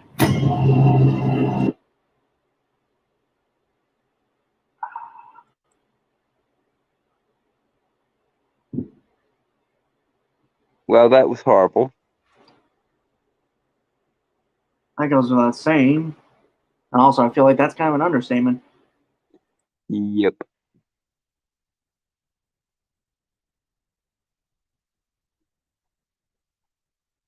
Like, okay. I don't know. A part of me kind of wants to think, like, the idea is that maybe you could mix two movies together. Like, I'm going to hate myself for saying this because I'm not really a big fan of him when it comes to, like, making the movies he does. And you don't like him because of Twilight Zone.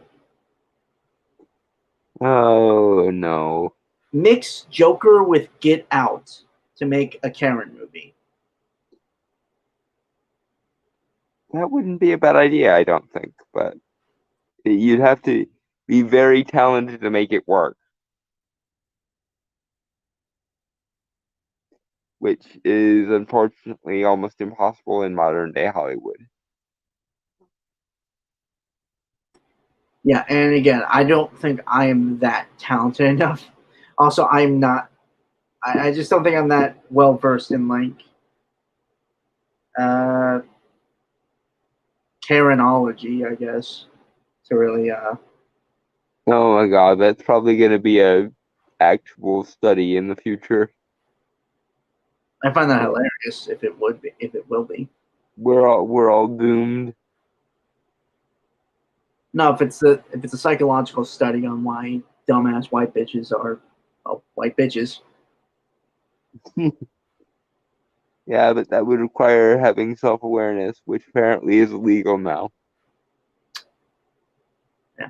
Now we're going to be going on to more happy ways to hopefully get through this thing.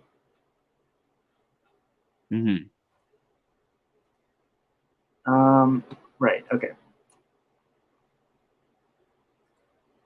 So yeah. Honestly, there were a lot more good trailers than there were bad.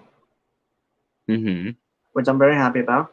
I think I sent this one, or I sent most of like the good ones. Yeah. So this is Marvel Studios Shang-Chi and the Legend of the Ten Rings official trailer. Or second trailer, I guess, because like the teaser was a trailer effectively. Yeah, and honestly, I kind of wish this had been the first trailer because it would have made me a lot more optimistic about Shang-Chi going into it. Yeah, I'm gonna be honest, I don't really care after Endgame, or well, really Infinity War. Just because like nothing really seems to pop out to me. I will say I was very, very hard on the first trailer, but one thing I did say was it could be that most of the good shit is still in the render. And this is why I always say that, because judging from the first trailer, I didn't think this movie was going to have anything interesting in it, but the second trailer really, it didn't quite get me excited, but it did at least remove my rage and kind of take me back to a neutral position with Shang-Chi. Right, yeah. I mean, like, the trailer's fine. I like it. But that's just on a trailer itself, not really the movie that it's advertising. Yeah, the movie looks a lot better than it did before all the rendering was done, though. Yeah. Shall we? Yep. Banana. Jinx. Throughout my life, the 10 rings gave our family power. If you want them to be yours one day, you have to show me you're strong enough to carry them.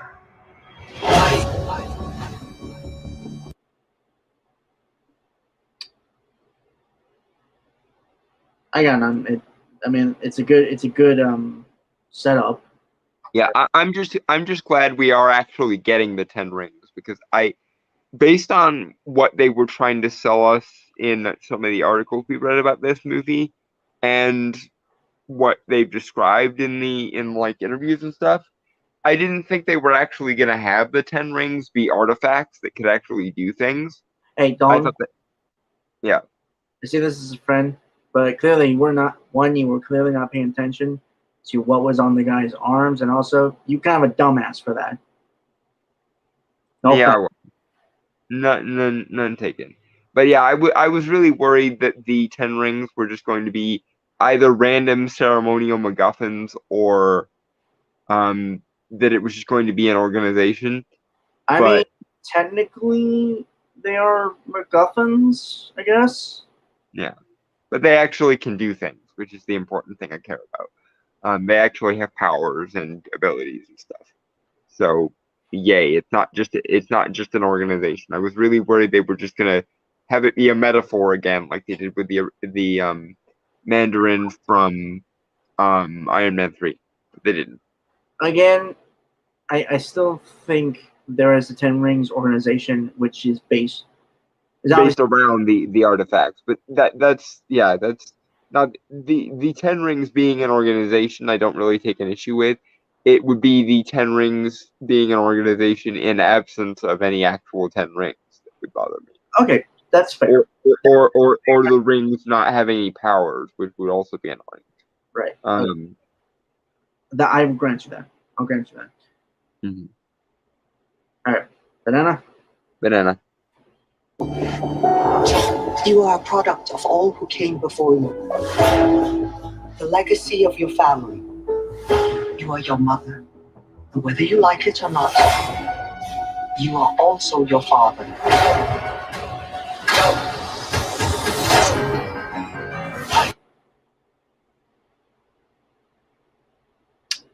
Hopefully there is more Kung Fu in this, and it does look like there is. Yeah, and also more like quasi-technological mysticism, which is also good. Because that was what was really, really missing in the first trailer, so yay. Okay. This is why you always wait for the render, folks. Anyway, Banana.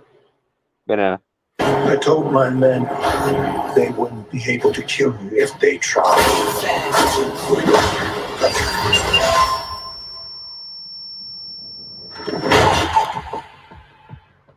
Glad I was right. He's just a criminal who murders people.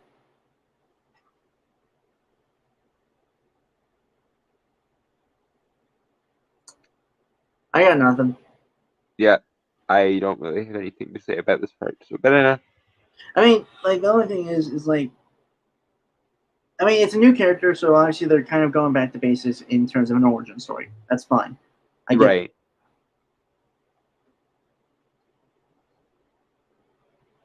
That's actually pretty much just a description, I guess, what I wanted to give. Right. Yeah, I don't mind them doing origin stories because it makes sense. So, yay.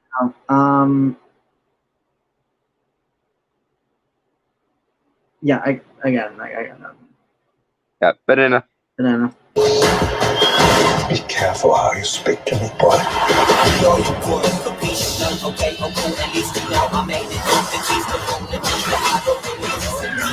thought I could could change my name. Start a new life. But I could never escape his shadow. Again, nothing. It's fine so far, I guess. Yeah, it's a massive improvement on the first trailer, but that's not saying much. But No. Yeah.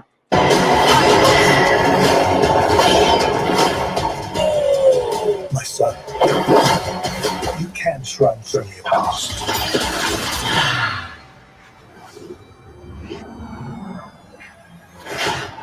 Is this what you wanted? I think we saw a Fing Fang Foom, or well, at least a dragon. yeah, I according to Simu Liu, they're not planning on using Fing Fang Foom, but It's apparently a dragon. What other dragon would there be, same for? Oh no, what other dragons are really important to the Marvel universe besides the immortal dragon? yeah, the only dragon that's on the same level of importance as Fing Fang Foom would be Xiao Lao the Undying from Iron Fist, but I don't see why he would be here. What's funny is I honestly could have seen something really cool, in my opinion. I mean, it could have been really stupid, and like I'm sure a lot of people would get gotten up in arms about it. Right. But what if you had made Shang-Chi an Iron Fist? Honestly, I'd be in favor of that because it would mean more wacky Marvel mysticism. So yay. Yeah. Honestly, I'm more than happy just to have them have lied and have Fing Fang Foom in there anyway. And incidentally, movie, yes, this is kind of what I wanted. You should have led with this trailer or waited a couple months until the rendering was done to release your first trailer instead of releasing that crap one with all the cool shit taken out. Okay. Shall we? Yep, banana. Banana.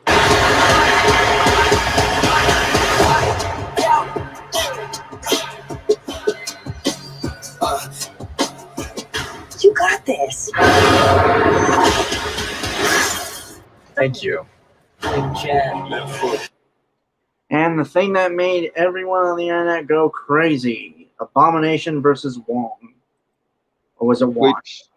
Which I'm just confused as to why Wong is there and why like nobody in like the Mystic Arts side of the Marvel Universe tried to bust him out or anything.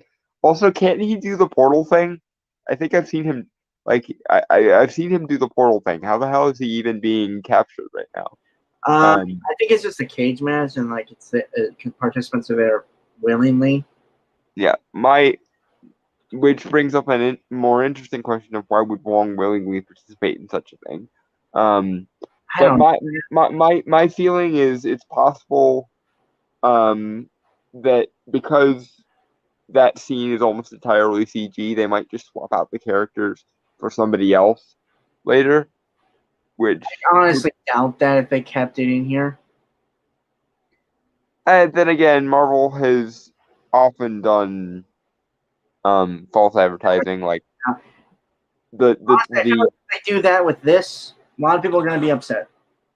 Yeah, because Wong versus Abomination and Fin Fang Foom being involved, that sounds like an interesting concept to me. It would also set up more for Doctor Strange too, which I'm always in favor of. Yeah. So, yay. Okay. Again, that one I'm kind of indifferent on. Mm-hmm. Yeah, but indifference is a damn sight better than pissed off, which is what I was the first one. So, yeah. Moving on to one I'm actually very excited about. I don't know why a lot of people aren't. Well, people we know at least. Right. The Suicide Squad official Reign trailer. Mm-hmm. Funny enough, I actually listen to the music of this trailer when I do some writing. Sometimes. Cool.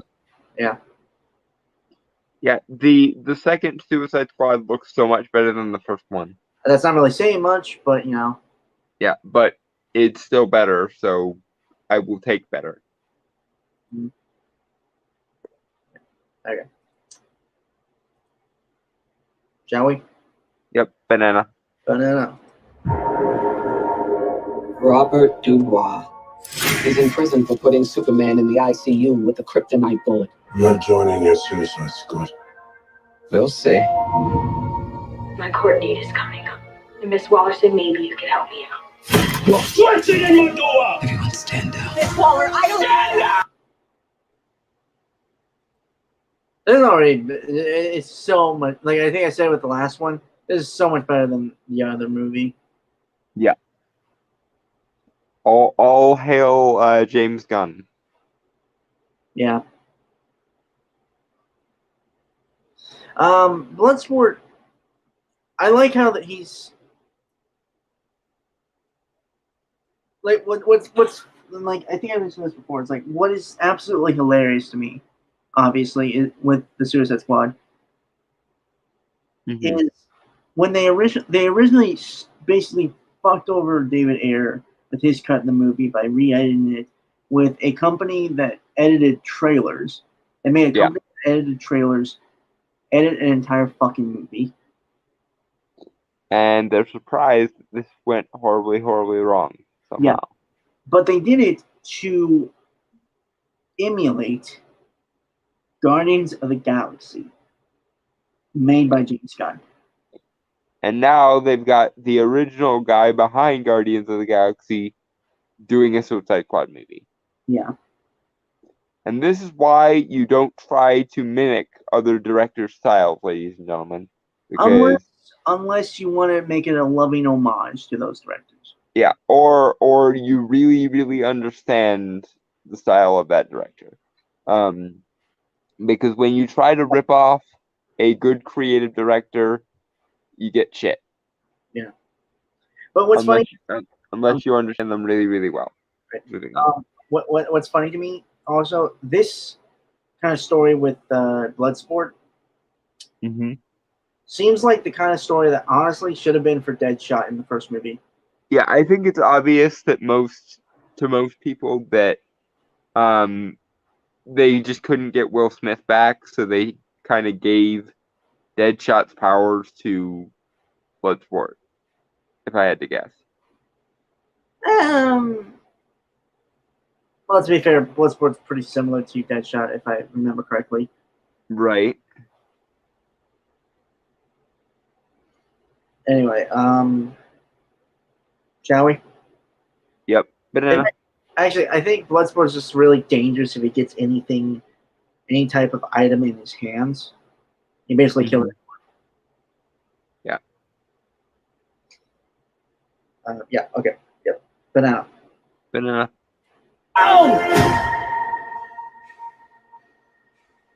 I wouldn't take such extreme measures if this mission went more important than you could possibly imagine. Are you in or out? Oh, sorry. Press the button by accident. Good. Let's meet your team. It's okay, I'm not okay. Each member is chosen for his or her own completely unique set of abilities. I need to...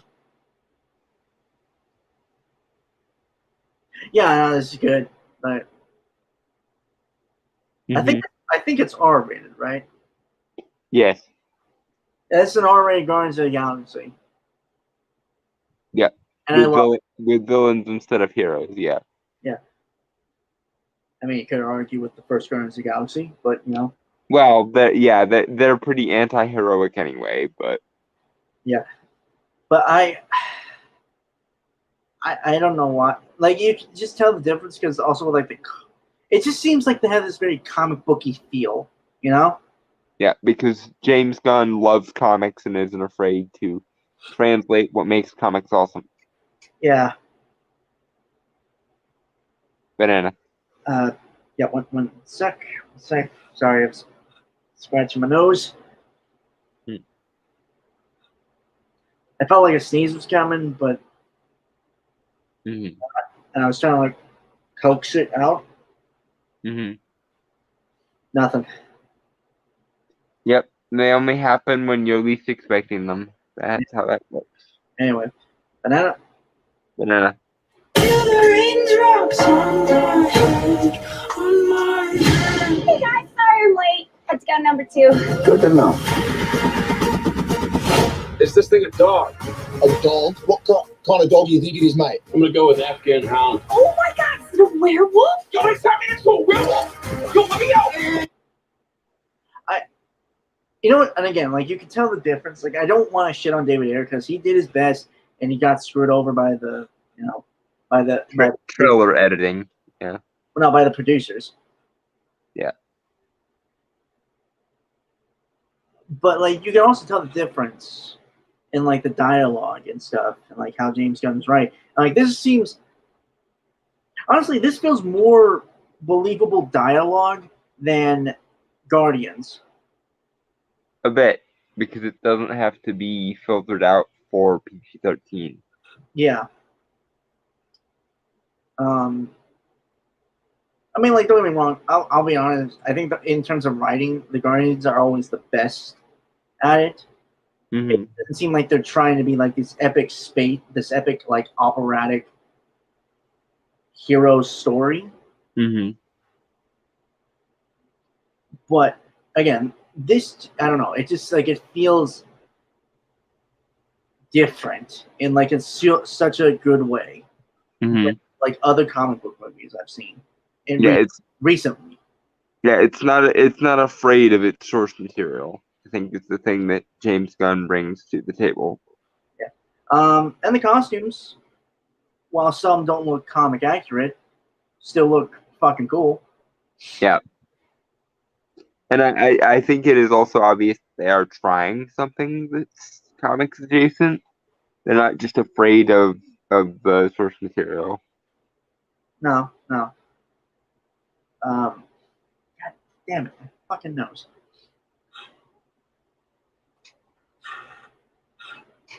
But yeah, no, I don't know. It's just like this is like one of the very few movies I am like legitimately wanting to watch. Like, go to a movie theater, grab a lot of popcorn, and just pop a seat and just enjoy the show. Mm-hmm. I know you're gonna pirate it because you pirate things all the time. I do, but this might be one that I end up watching in the theater after I pirated it, just because it deserves my money. Maybe. I hope so. Yeah. Yeah. Shall we? Yep. Banana. Banana. He's not a werewolf, okay? He's a weasel. He's harmless. I mean, he's not harmless. He's killed 27 children, but, you know. Your mission is to destroy every trace of something known only as Project Starfish. Any questions? Again, the joke with Weasel is fucking hilarious to me. Like, I know it's dark, yeah, but it's a Suicide Squad movie. Like, you expect, like, supervillain, like, it's a team made of supervillains sent out by the U.S. government to complete tasks where they're probably going to fucking die. Yep. So they're not going to be, like, the most noble or greatest of heroes, greatest of people. Yeah, because they're villains. Yeah. What's funny is, like, the tagline for this movie is "They're dying to save the world," which I think is, again, the greatest encapsulation of the Suicide Squad as a whole. Yep. Also, the guy who's voice mocapping for Weasel, I think actually plays Weasel. Mm-hmm. Is Sean Gunn, guy who did the mocap for Rocket. Good for Sean. Yeah. So he was the second in command to Yondu. Yeah. Anyway, again, I'm gushing over this. Yep. Banana. Starfish is a slang term for a butthole. If there's any connection? No. No. All right. Let's get it. This is suicide. Well, that's kind of our thing. That was a me level joke, ladies and gentlemen. Well done. Yeah, I can't wait to see more of John Cena's Peacemaker. Yeah, I hope he doesn't die too early in the movie. I don't think so, but I'm just like that character. Like again, I think I mentioned like James Gunn described Peacemaker as a douchey Captain America.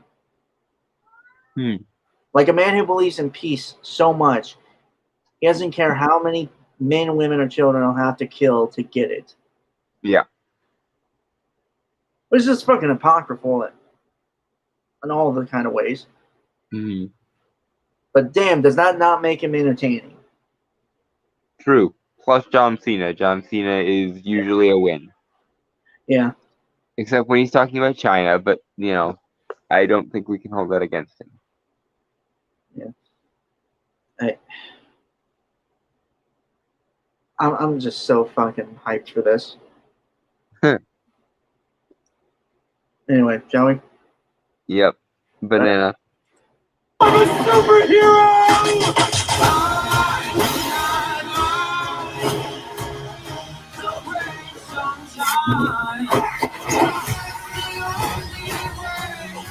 That's my dad.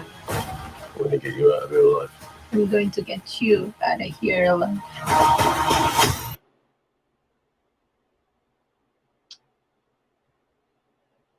Yeah, I got nothing because, like, again, this is just a really cool fucking trailer. I'm sold. I'm hyped. And fuck all the other people who say this doesn't look good. Yeah. Banana? Banana, yeah.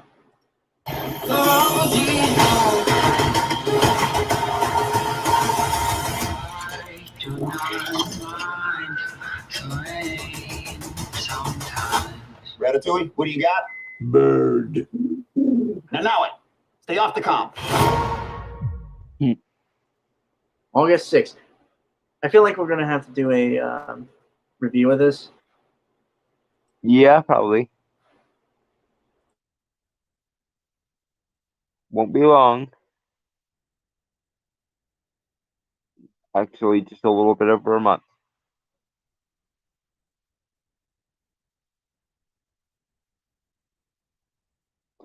Next.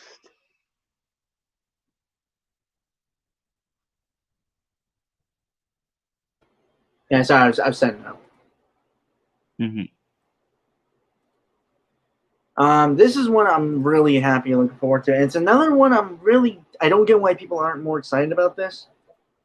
It is the Snake Eyes G.I. Joe Origins trailer, official trailer.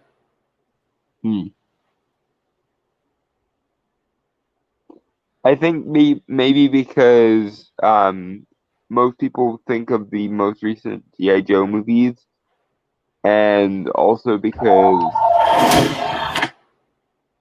Sorry, I don't know why it started playing. Yeah. What were you saying? Usually the word origins attached to a title is not a good sign. No, if I remember correctly, a lot of people were upset because of the actor playing Snake Eyes. Why? Because he's Asian, or Asian British, I think, or British Asian. Okay, but why is that insulting?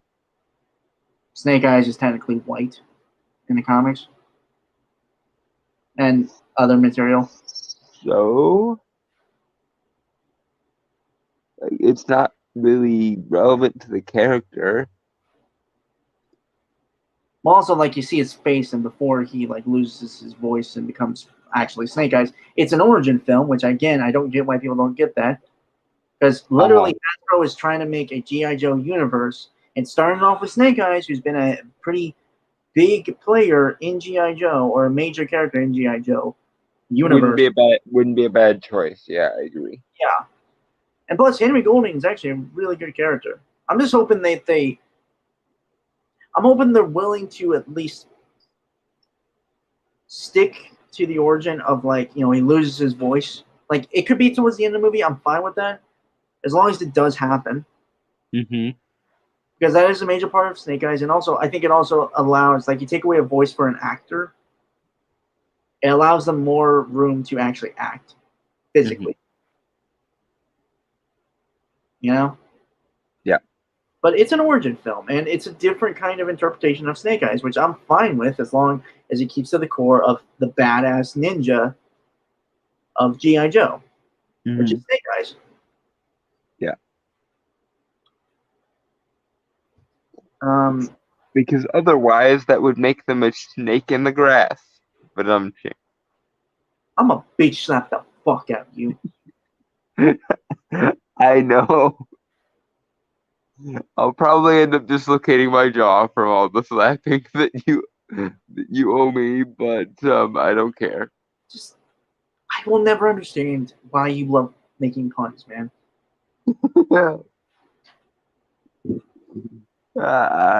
Because otherwise I'm not very funny. Oh, well, no, that's a line, but okay, whatever.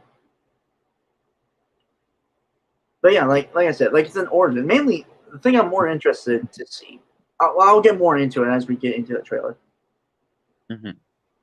Shall we, Banana? We shall, Banana.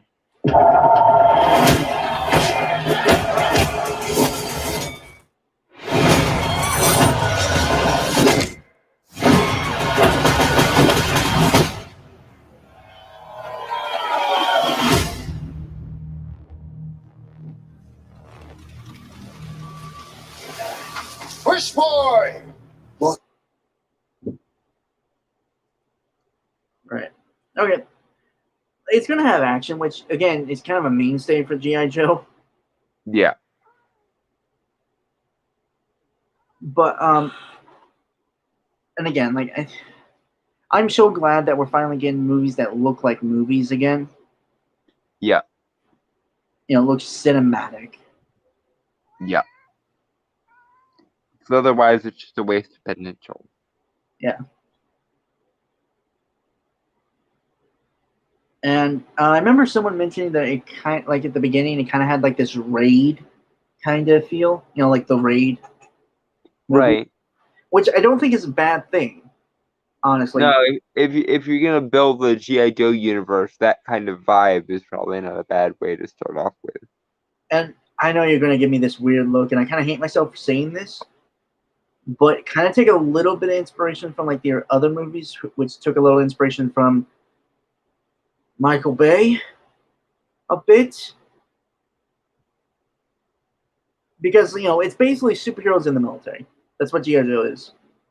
And obviously, what I mean by that is like yeah. Say what you want about Michael Bay, and we've said plenty about him. Yeah. But he actually kind of has a good cinematic style, kind of, minus like the explosions and the over-saturation. His movies don't look half bad.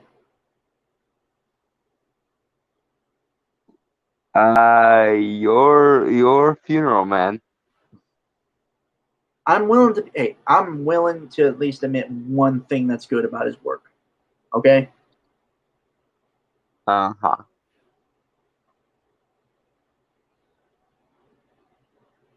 no, that's like, again, this looks good, and again, and I'll get more into what I'm more interested about to see in this movie, and I hope they do.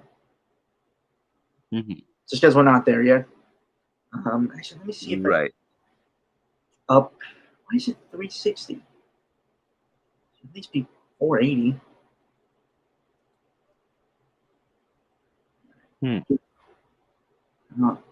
Push boy! Sorry. That thing's slowing down on me. Okay. Annotations, because those things bug the shit out of me. Alright. Yep, okay. Shall we, Banana? We shall, Banana. Push boy! Boss wants to see you. In trouble? Someone is. This man betrayed our trust.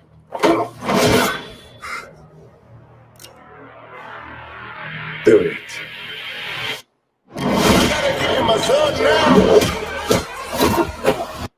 God damn it. Give me a second. The dog got in the room somehow. Oh, he's adorable. God damn it, dog.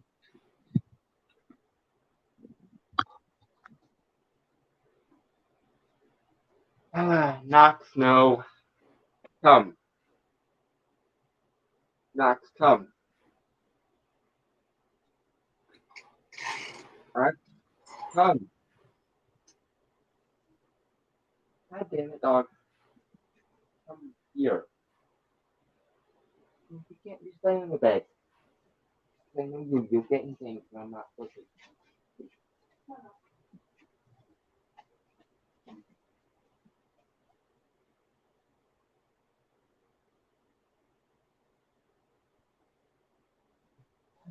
Go, dog.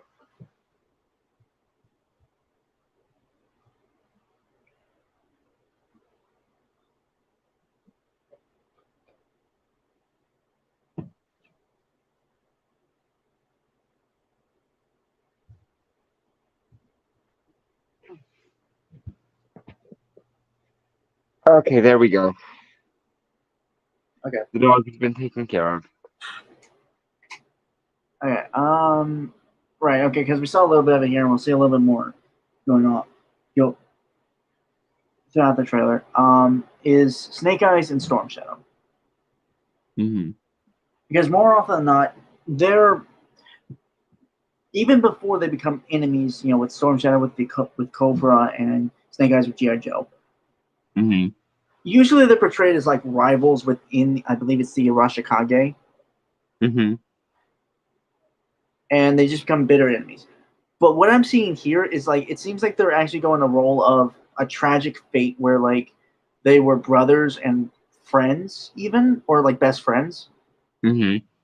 And I kind of want to see that tragedy kind of play out and see how how these characters become the characters we know from like other continuities or like other material, which again is why the origins thing is a thing. Yeah. Because we want to set up a universe that can grow into a G.I. Joe that we all remember. Yeah. So I'm curious to see how that, because again, like it looks like they're setting up these two who are like major players in the world of G.I. Joe. Mm. How their fallout affects both of them going forward.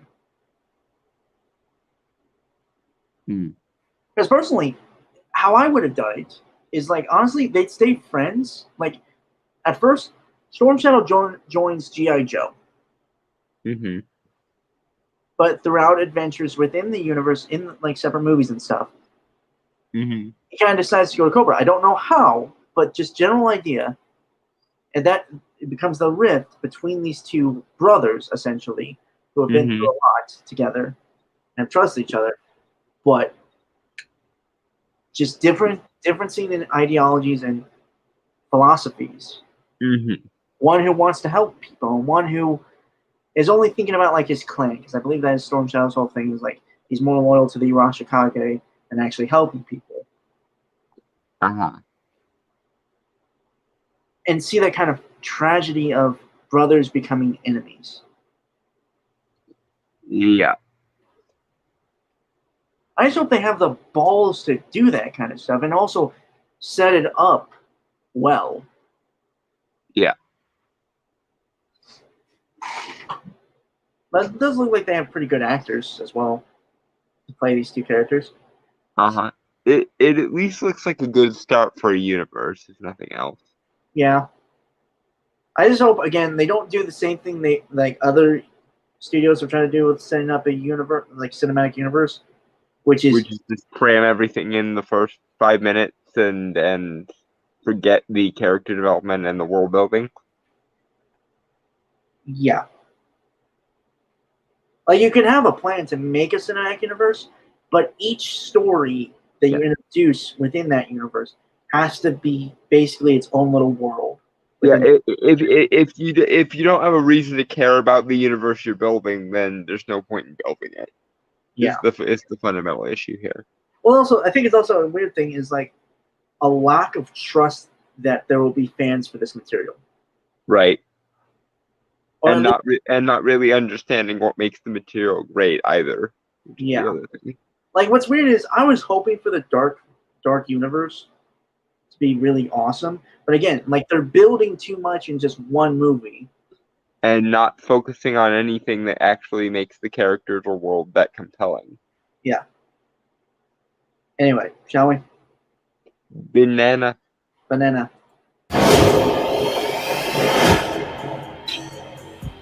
You saved my life. You're going home. I don't have a home. Not yours.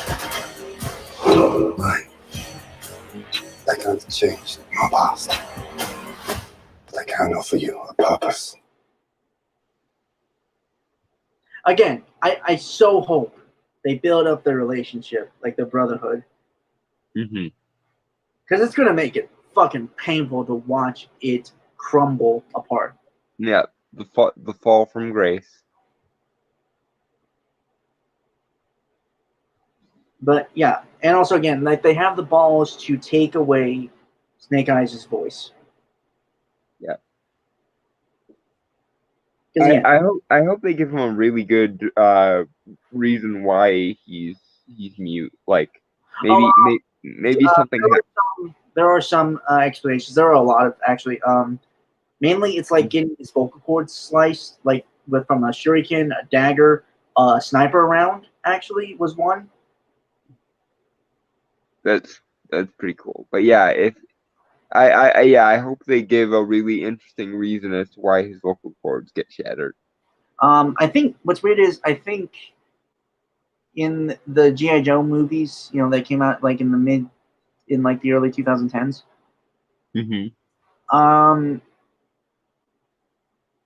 It said that he took a vow of silence like a monk.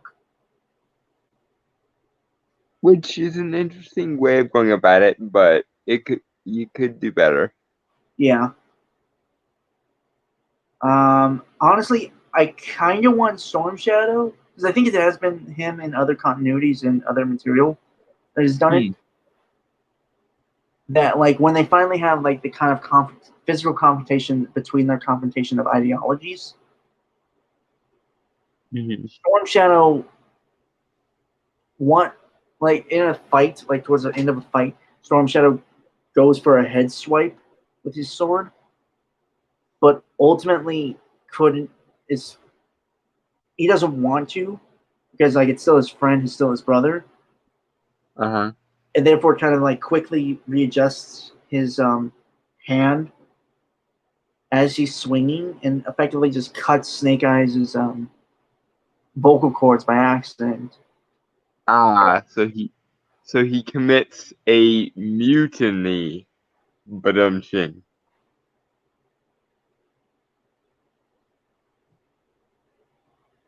I'm gonna smack you upside the head. Alright? I'm sorry. It was right there. I couldn't help it. See, honestly, for that one, it's not even that it's the pun. It's the fact that it's a lazy pun. What? You weren't expecting me to make something out of mute? What with the vocal cords getting muted? I don't know. I was expecting something better, to be honest. You usually do better than that, man. I can't always think of a good one right on the fly. Right. And I was already out of snake puns. They just slithered on by me. There. That's a better one. Anyway. Shall we? We shall banana. Banana. For 600 years, our ninja have brought peace to the world. I believe in you.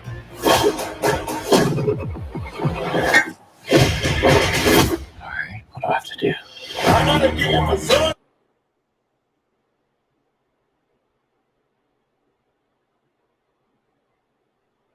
got none, man. I'm just enjoying the ride, honestly. Yep, banana. Banana. The 3 challenges of the warrior. The 3 challenges in the what now? If you survive, you will gain access to our knowledge and our power. Cobra. All right, so if I remember correctly, Scarlet is in here, which that's fine. It's good. It's good.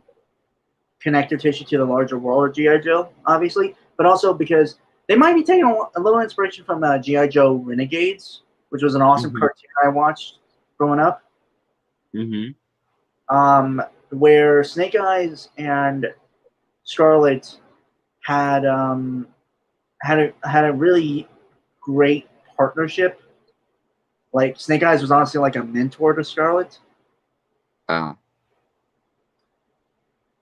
Plus, they've always kind of been at the hip with each other in other continuities, if I remember correctly.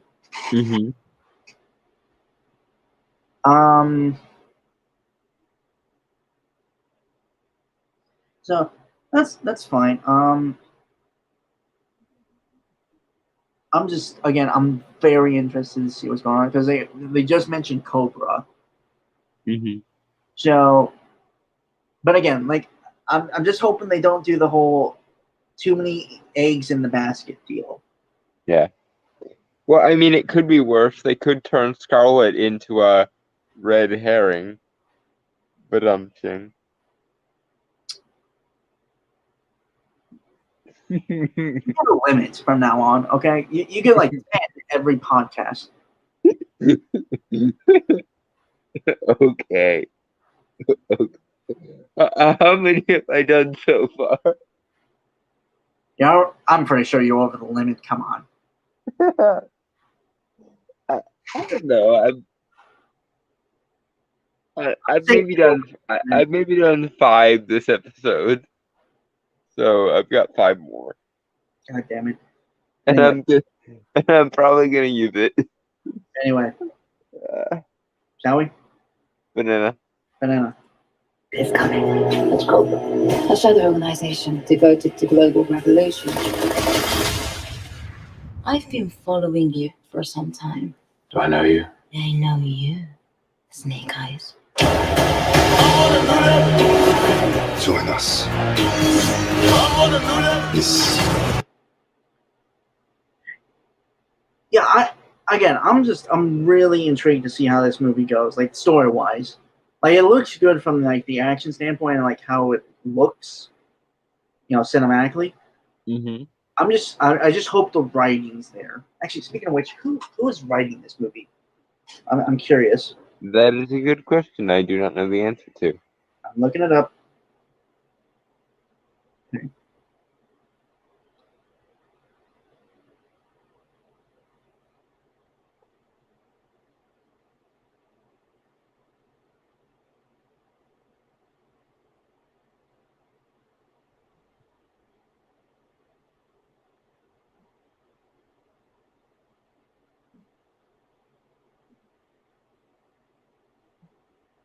Okay. Okay.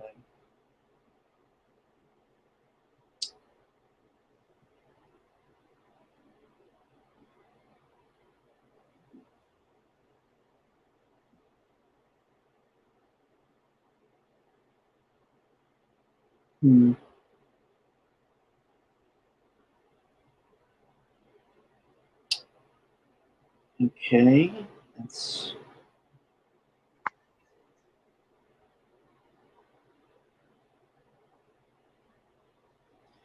okay. I'm a little worried.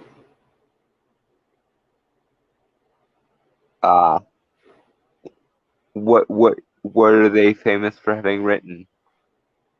Well, it's Evan Spiliotopoulos. Okay, what did he do? Well, it's a bit of a mixed bag. So you have the Huntsman Winter's War thing. Okay. The Unholy, you know, that movie with Jeffrey Dean Morgan Mm-hmm. this year, yeah. The Rock Hercules movie. Okay. You know a movie called Battle for Terra? I think I heard of it. I remember seeing a trailer for it, but I don't think I ever watched it. It's apparently worked on a lot of Disney stuff as well, like Tinkerbell movies, Winnie the Pooh movies. Okay. That's not really a great sign for this source material, but it could be worse. Well, he did write the Mickey, Donald, and Goofy Three Musketeers movie, which was amazing. Neat.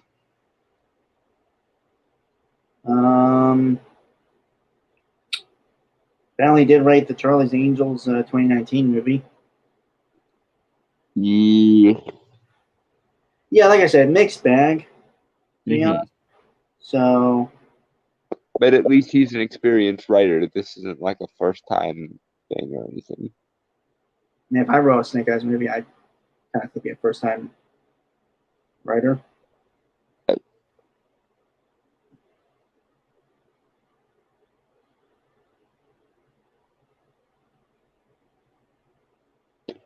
Yeah, it could be worse. Okay, I'm looking up the director just because I'm curious. Mm-hmm.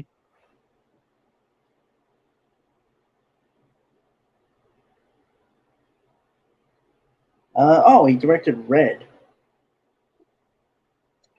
This is probably a good sign. The Captain. Apparently, the Divergent movies. Also, I'd say an okay sign. Not great, but still pretty good. Oh, and also R.I.P.D. Oh dear, that may be a bad sign. I don't know why people get up in arms about that movie. I liked it. It's just one of those situations of it had so much potential and they didn't really use it. But it could be worse. Things could be better in this big universe. Well, I don't know. I've seen from this, it doesn't look too bad. Yeah, it could be worse. Yeah. Anyway, got 20 seconds left, shall we? Yep, banana. Banana. Is your destiny.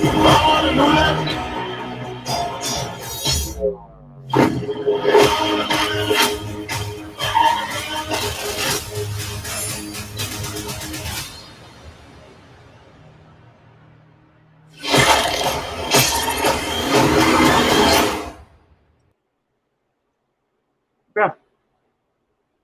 Yay.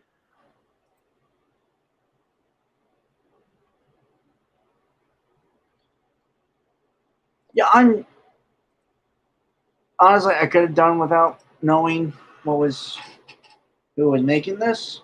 I'm cautiously optimistic.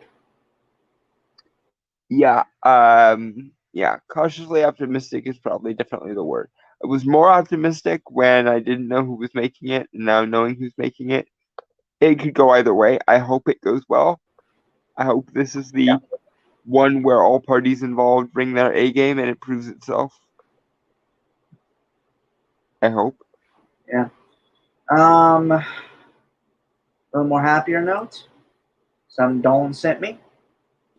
Yay. Funny enough, I was kind of iffy on this because I wasn't sure I was really going to have anything to say about it, to be honest. This is the Straight Out of Nowhere Scooby-Doo meets Courage the Cowardly Dog trailer. Yeah. Otherwise entitled My Childhood, the movie. Yeah, and the reason why I don't really have much to say is because, I'll be honest, I grew up more with Courage the Cowardly Dog than Scooby-Doo. But I don't know. I'm just... my mom done other things, honestly, when compared to this. Plus, I'm pretty sure it's going to be a DVD to release. Yeah, it's straight to video. But straight to video crossover movies have kind of become Scooby-Doo's bread and butter. And while a lot of the recent ones haven't been great, like Scooby-Doo Meets Kiss wasn't all that good, and some of the other ones, this one, these two concepts just fit together really well. And also, I haven't seen anything Courage the Cowardly Dog related in years. Honestly, I'm just happy to have Courage back. And the fact that Courage is crossing over with Scooby-Doo just makes me happy. So, yay.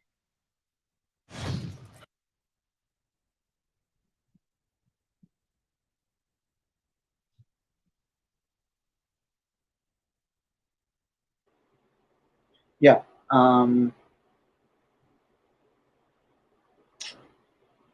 Yeah, I got nothing to say, shall we? Banana? Yes, we shall. Right. Ironically, the last Scooby-Doo crossover movie I remember is the one with the Blue Falcon. Scoob. No. The other one. Wait, there was another animated Blue Falcon Scooby-Doo movie? It was like a commentary on like fan conventions and stuff, and also like it had commentary stuff. I mean, but it was actually really good. It was a really good like movie because like it was okay. This is a full sidebar here, but I have to explain this, Dalton. Mm-hmm. Basically, there was like a Comic-Con kind of situation. That's where the mystery was. And like it had Hanna-Barbera characters and stuff in it, as like fictional characters within the world of Scooby-Doo. And the Blue Falcon was like the Adam West kind of Batman deal. And yeah, it was a mystery on like that. Effectively, like something was like sabotaging the con or convention. And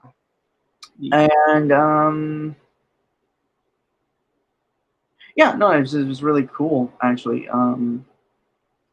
Because like it actually had a lot of really interesting commentary on like, well, really producers and fan stuff as well. I might have to find it for you and like send it to you at some point in the future. Yeah, that sounds cool. However, not quite as cool as Scooby-Doo Meets Courage the Cowardly Dog. Because if you told me when I was a kid that this movie would one day exist, I would have squeed for like 10 years. Or 20. Yeah. Or 40, you know, depending. Yeah, it really does depend on if this ends up being as good as it looks. Or better. By the way, I was making a joke that you are old. Yes, I got the joke. Well done. Yes, I am a brittle old man. We've established this. Well, old. Don't know about brittle. Well, considering that 90% of your jokes revolve around how breakable I am, that's kind of inevitable. Fair enough. Okay, shall we? Yes. Booga booga booga. I'm not going to do the curved screen because I will literally have my family busting down the door. Okay. Yeah, ooga booga booga. Come on, let's go! We gotta catch up with Scooby-Doo! In the middle of nowhere, Scooby-Doo found a little courage. That's me!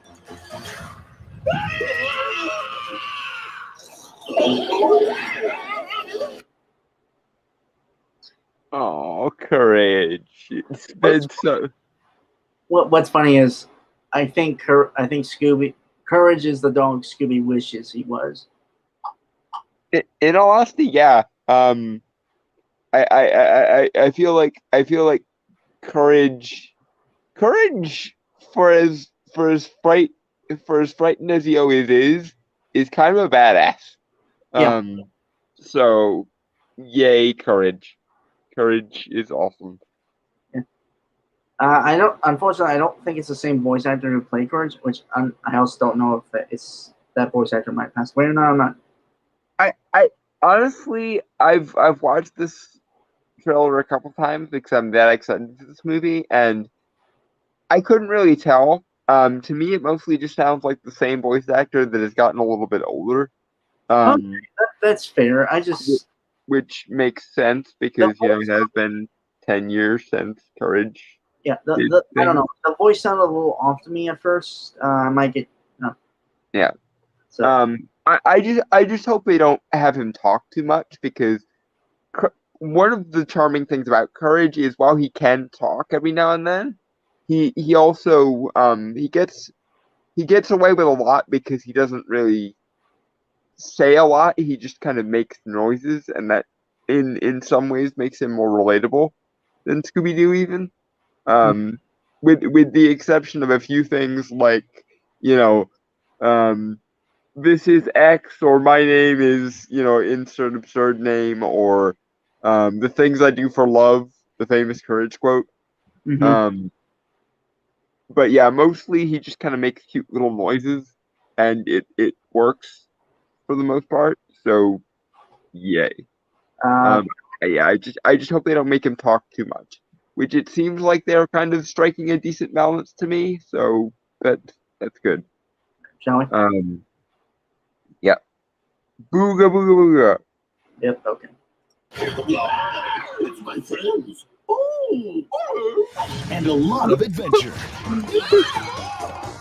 But man, this place is totally freaky. Why is the water dripping upward? Now, If you're in a situation, I've never seen cicadas that big before.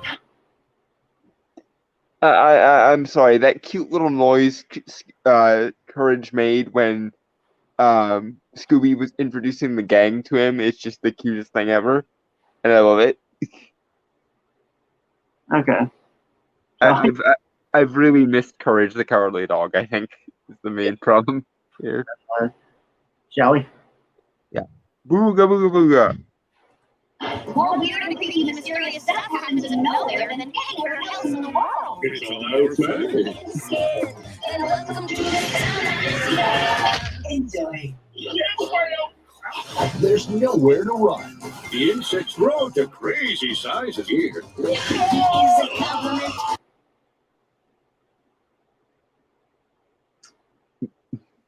If this ain't a wallpaper, I don't know what is. Like the image I just stopped on.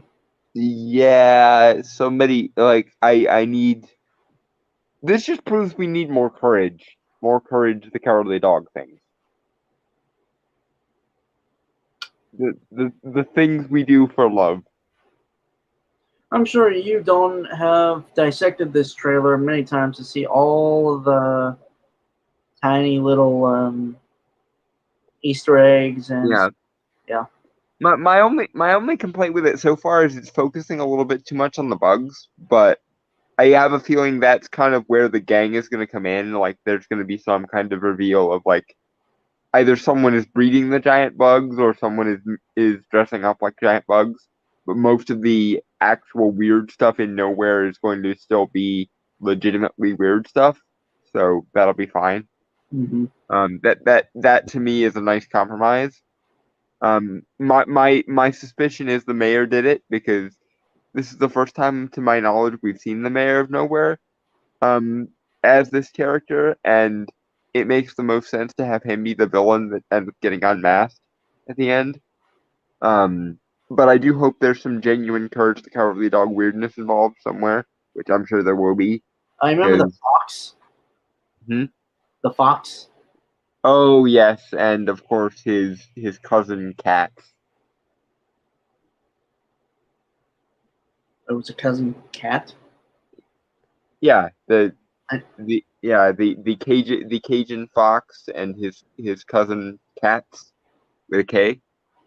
Oh, cats. I thought you said cat. Yeah, no.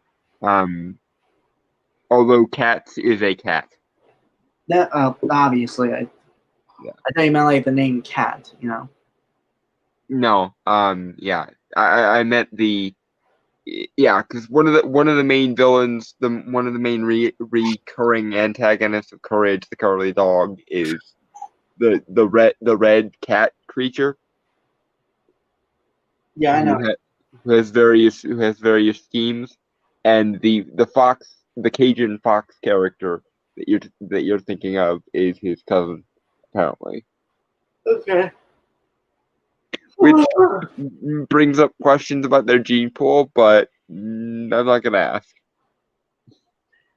I'm gonna borrow a quote. I mean, I might paraphrase it a bit, but I'm not gonna ask because knowing the truth would honestly be more horrifying than anything I could imagine. Well, I mean, it's kind of like why is Scooby-Doo just a normal Great Dane? Looks like a normal Great Dane, and Courage is pink. So, you know, these are the questions we shouldn't ask. To paraphrase Rick and Morty, what about the reality where Hitler cured cancer? The answer is don't think about it. Yeah. Booga booga booga. Yep.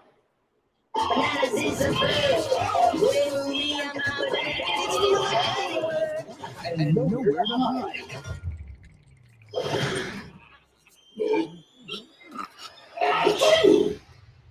Gesundheit! Oh, thank you.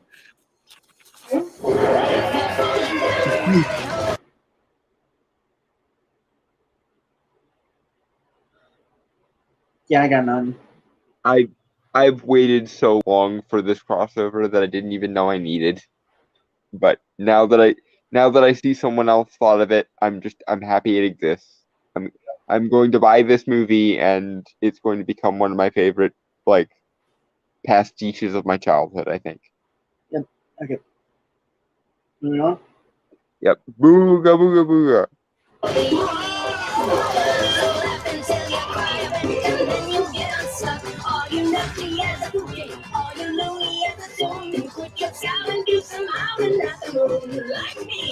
We gotta save Scoop! Straight out of nowhere, Scooby-Doo beat. Yeah, whoever thought of this concept deserves a raise, because again, it's one of those. This is everything I've wanted from my childhood, but I never knew I needed it. Yeah. Shall we? Yep. Booga booga booga. It's Courage the Cowardly Dog. Woohoo! Jackpot! Watch the masters at work! Needs one master. Excuse me, must have been something I ate. Look for it on digital and DVD. Every innocent part of my body and brain is just I want more Courage the Cowardly Dog. Yeah. Give me a minute while I get some things figured out on my end. Mm-hmm.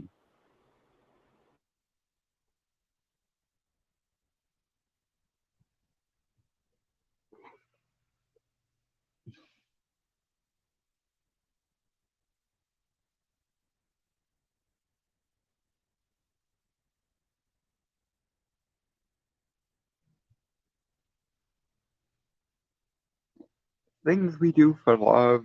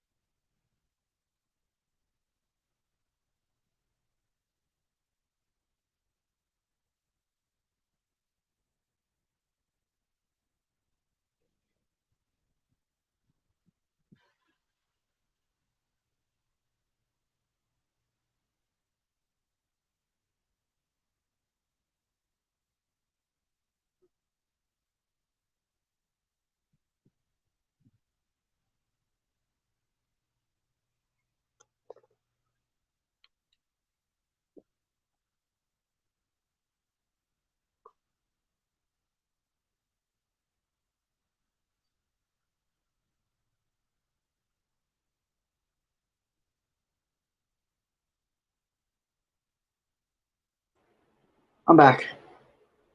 Huzzah. Yep. All right, we got 2 trailers left, and both are, well, the next one I think is pretty cool. People have gotten up in arms about something or another. Mm. Often do. Yeah, but so far I see no reason for the backlash, so those people can just go hang until I see any reason for there to be actual backlash. This is Masters of the Universe Revelation Part 1, official trailer. Mm-hmm. Yeah. I have the power. Full disclosure before we start. I am not a big He-Man fan, so I'm not looking at this. I'm not looking at this as a fan of He-Man. And I know of He-Man, but it was never something I was super heavily into. Yeah. So. Like I have a passing knowledge of it as best as I can. Mainly just honestly the stuff I know about He-Man is basically stuff I watched from Robot Chicken. Mm-hmm. That's pretty much it. Yeah. Anyway. So yeah, again, everything we see here, we're basically judging it by its own merit and what is presented to us. Mm-hmm. Anyway, shall we? Yep. Banana. By the power of Grayskull. Magic gave birth to Eternia, the first planet in all of creation. But now their magic is gone. Without magic, Eternia will rot and die. And as goes Eternia, so goes the entire universe.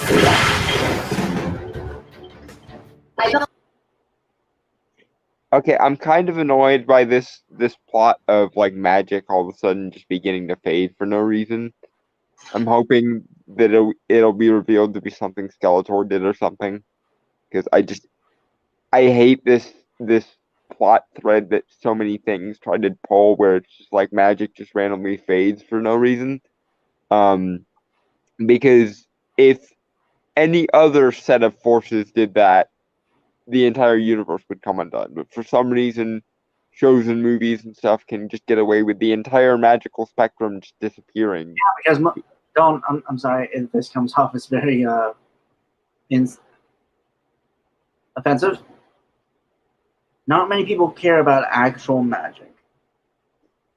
I am aware, but just because some dumbass people hold an opinion doesn't prevent the opinion from being any more dumbass. Right. Honestly, I would have said maybe like the life force of the planet or something like that. Yeah, that would have made slightly more sense and been less annoying, but yeah. Anyway, shall we? Yeah, by the power of Grayskull. Yep. I built a life of truth. Away from magic. Now you want me to save magic?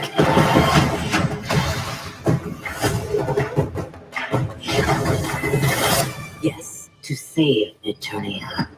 If I don't do this, everybody dies.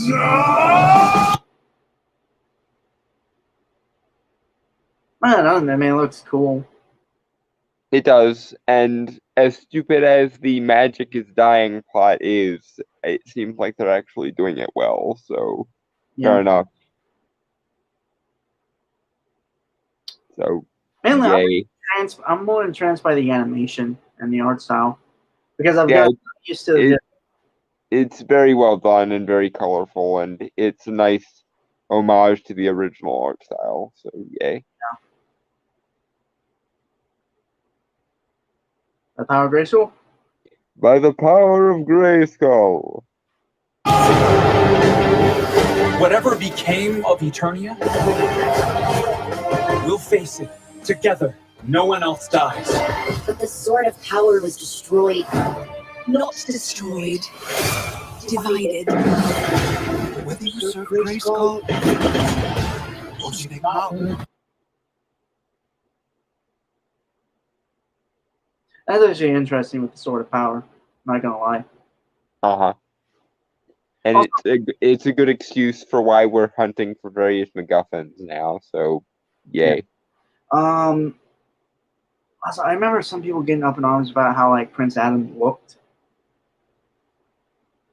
You know, his regular form compared to his He-Man form. Right, but that's been a thing since the 2000s reboot version, which I think Yeah, was a smart thing to add, considering that everyone would know who He-Man was based on if he looked like the original Prince Adam, the original cartoon. So yeah, it's plus it doesn't really make it clear what power it grants Adam if he looks the same before and after the lightning. So taking a cue from like Shazam makes more sense in this case. yeah. So yeah, by the power of Grayskull. We all gotta work together now, or else Eternia dies. What were we ever fighting for? Being a hero swallows you whole. Well, that's a risk I'm willing to take.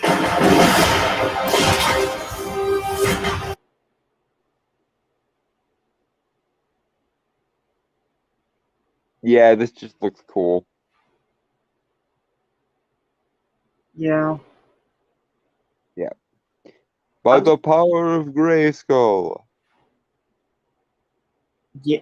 I don't know, I was gonna say, like, I'm interested in the story because I'm not gonna lie, it by trailer editing, it seems a little like it has a flow line, but with the way characters are talking, it seems a little all over. Yeah. But to be fair, this has always been a very action-heavy, action-centric story, so I guess it works. I don't know. Maybe I've just gotten so used to like writing of Avatar, Dragon Prince, Thundercats, like 2011 reboot. You know, really good stuff. Yeah. Like really good writing. I just But this is also supposed to be like a takeoff of the original series in some sense, so... Right. I'm not saying it wasn't, like it didn't have its moments. It's just, I don't know. It seems a little too simplistic for my liking. But I mean, it's a modern semi-reboot of an 80s cartoon, so that's gonna happen. I mean, the early 2000s one didn't really have that problem, but whatever. Yeah, but that was a full reboot. It took place in its like own universe. That's fair. I don't know. Again, it's probably me. Yeah. It's a nitpick or something. I don't. Anyway, by the power of Grayskull. Yeah.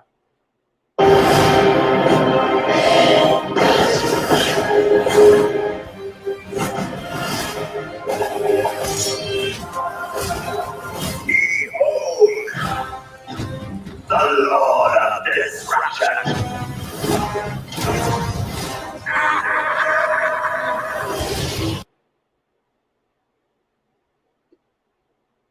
Again, whoever got the brilliant idea to cast Mark Hamill with Skeletor, you sir deserve a raise. Right. Yeah. The power of Grayskull? By the power of Grayskull.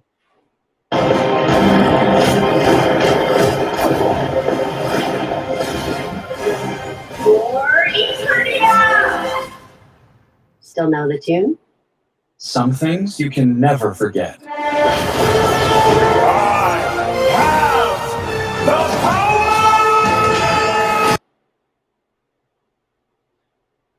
Someone to mention that the fact that this is kind of like a magical girl transformation. Yeah. But to be fair, He-Man did it first for the most part, so... Okay. Yeah. Okay. Alright, yeah, like 20 minutes, 20 seconds left. Yeah.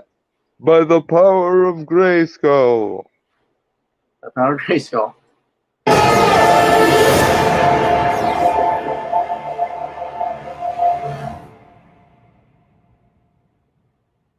Yeah, I'm excited for this. Even though I'm not the biggest He-Man fan, but this has me excited. Right. I remember people were getting up in arms with the whole like what the look, the design of Tila. Yeah, and also apparently they're thinking of focusing more on her character and less on Adam, which I mean, if it's good, okay. I yeah, don't really just say find a balance. If yeah, anything. it doesn't look like it's forced or contrived. So if it's good, I don't care.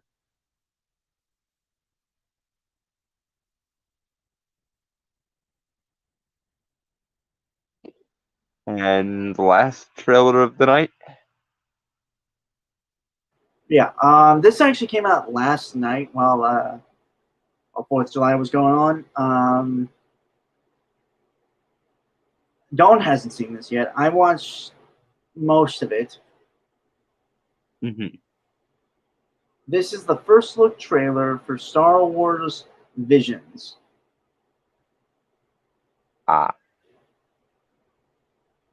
It's, I believe, an anthology series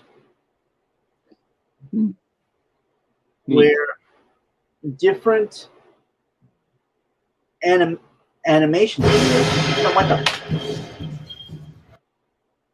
Sorry. Goddamn.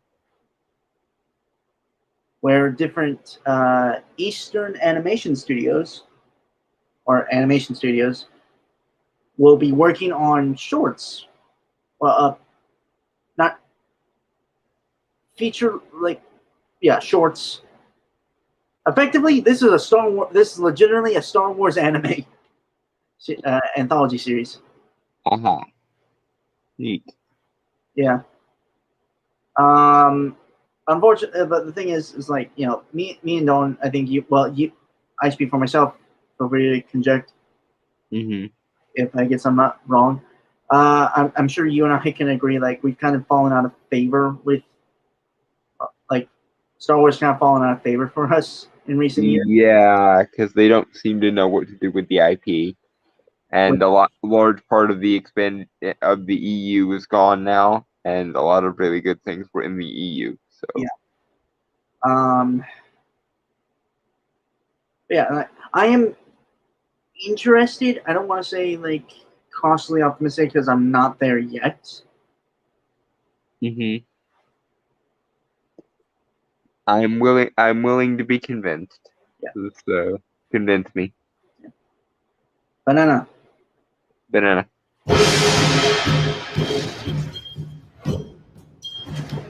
Star Wars Visions is going to be an exciting anime anthology series coming to Disney Plus in September. Japanese animation inspired a lot of the people at Lucasfilm over the years. We loved the idea of seeing Star Wars expressed in that way.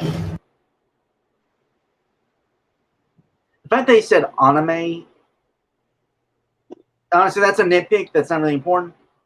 I mean, it's very hipstery, but it is also, I think, technically more accurate. So, well, I mean, technically, the word anime is just a shortened version of the Japanese term for animation, which I actually should look up. I mean, I'm not going to pronounce it right, obviously, because I'm a dumbass American, but you're a hick. What are you laughing at? Yeah, but I'm also a hick who tends to get things right. So, yeah. Okay. Yeah. You city slicker dumbass.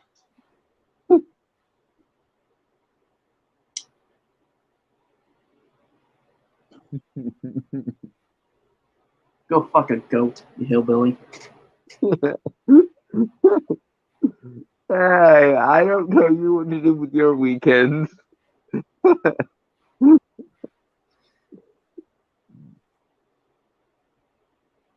Okay, hold on.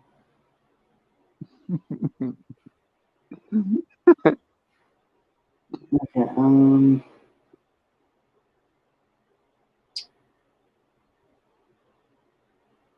I can't pronounce that, mainly because it's written in kanji. Yeah.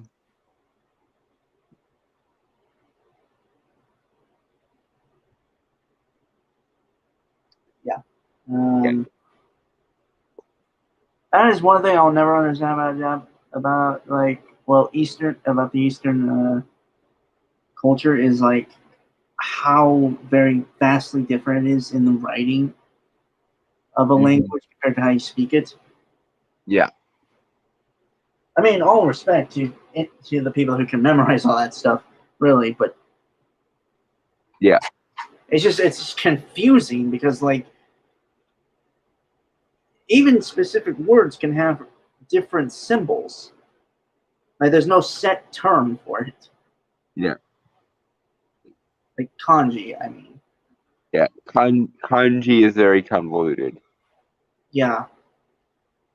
Anyway, shall we? Yep, banana. Each one of these studios that we approached, we found hardcore Star Wars fans. They all had a story they wanted to tell. 初めてスター・ウォーズの企画って言ったらもうあれなんかこのような夢のようなことができるのかなっていうふうにはちょっと思いましたね。I'm not gonna lie, that is fucking cool. Mm-hmm. Because let's be honest, I think we've always wanted a Star Wars anime, and yep. we kind of got that with Star Wars Clone Wars and Genndy Tartakovsky. Maybe actually probably more with Genndy Tartakovsky's Clone Wars shorts. Yeah, the animated Clone Wars. But also like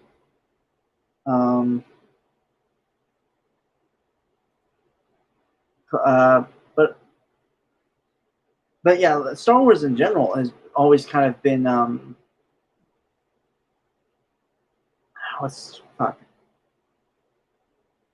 been inspired by Japanese cinema. Mm-hmm. Because I remember, I think George Lucas said that it was kind of inspired by Akira Kurosawa's Seven Samurai, or one of his. Yes. And even the term Jedi comes from the term Jedi-geki, which means history story or history piece. Mm.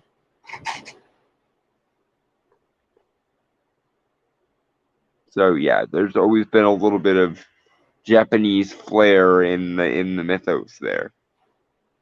All right. And we saw like some of the names for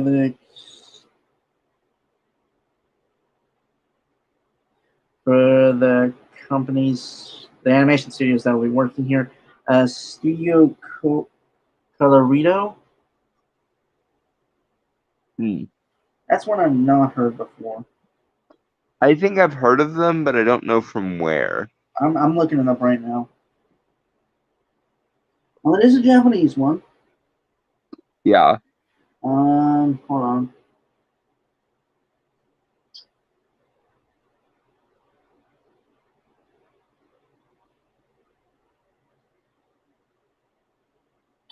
I think it looks like they worked a lot on like anime movies.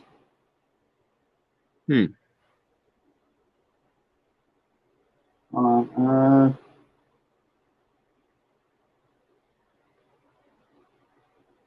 Okay, hold on. Looking at a list right now. One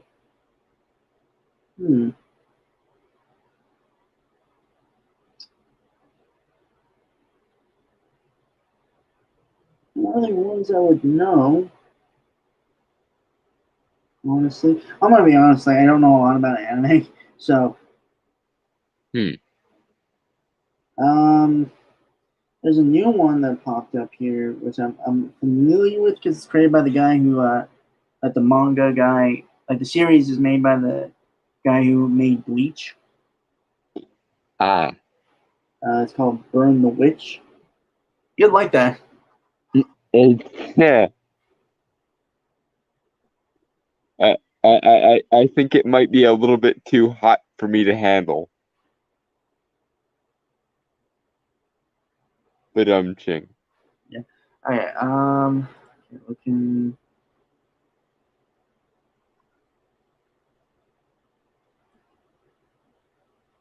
Okay, so now we have Geno Studio or Studio Geno. I'm not which. I think it's Studio Geno. No, it is Geno Studio, actually. I mean, you already got enough studios, so you might as well swap it around. Yeah.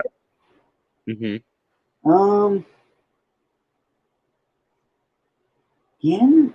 Huh. Not ones I know of.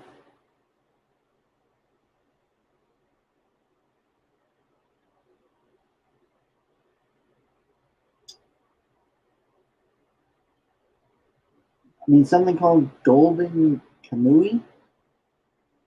I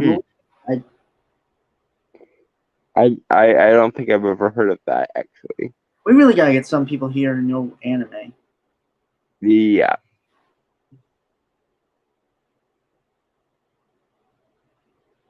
Okay, Studio.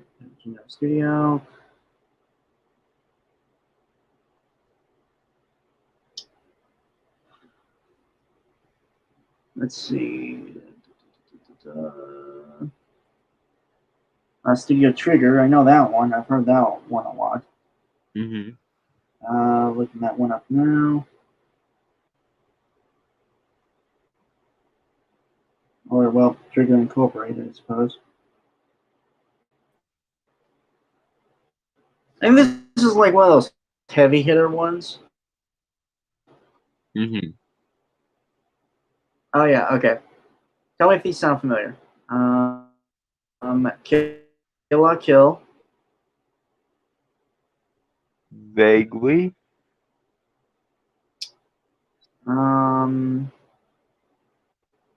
Gridman. Inferno Cop.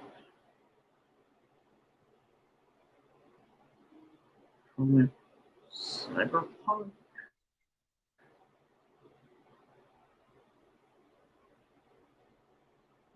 Yeah. I think they're very like action oriented kind of studio. That makes sense.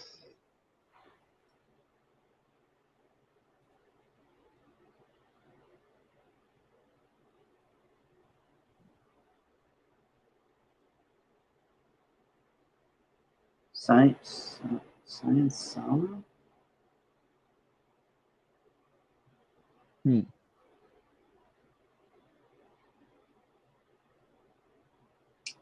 Oh, holy shit.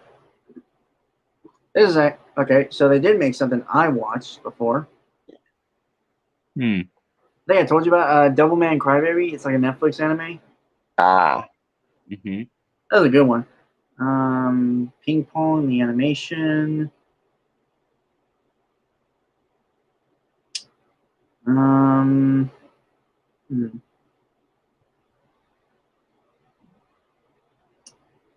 Again, a lot of stuff I've not seen or heard about, but Devilman Crybaby, so that's a good one.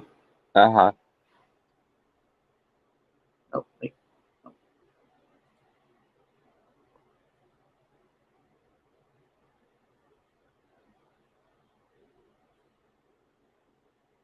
Production IG.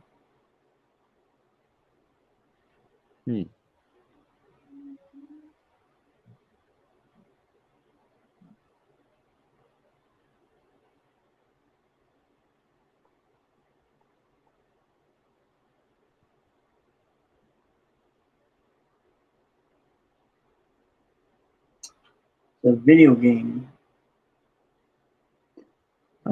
company. That's actually really interesting.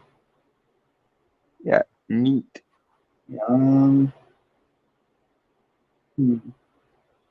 they've made films. Oh, they made the original Ghost in the Shell movie. Oh. Yeah, I think we're in good hands here.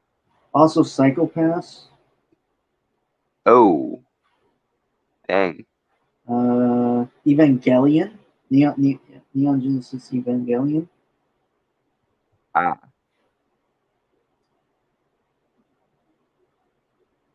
Oh, dude. Remember that anime? Okay, you remember Kill Bill? Yes. Remember that animation short in the movie that talked about Rin? They did that. Well, that's quite an interesting pedigree. Also, Attack on Titan. Well, we're in very good hands then. Yep. Okay.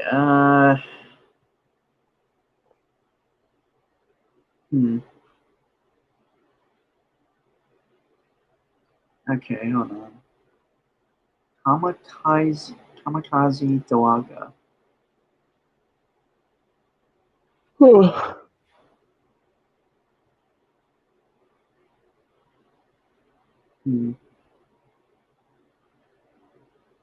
Okay, let's see.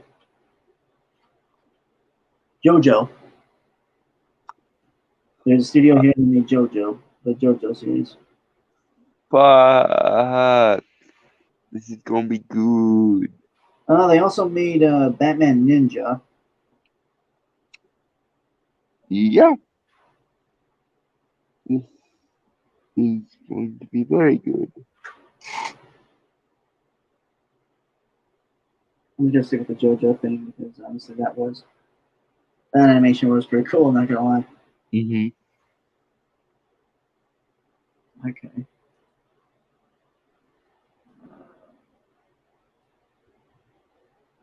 All of them?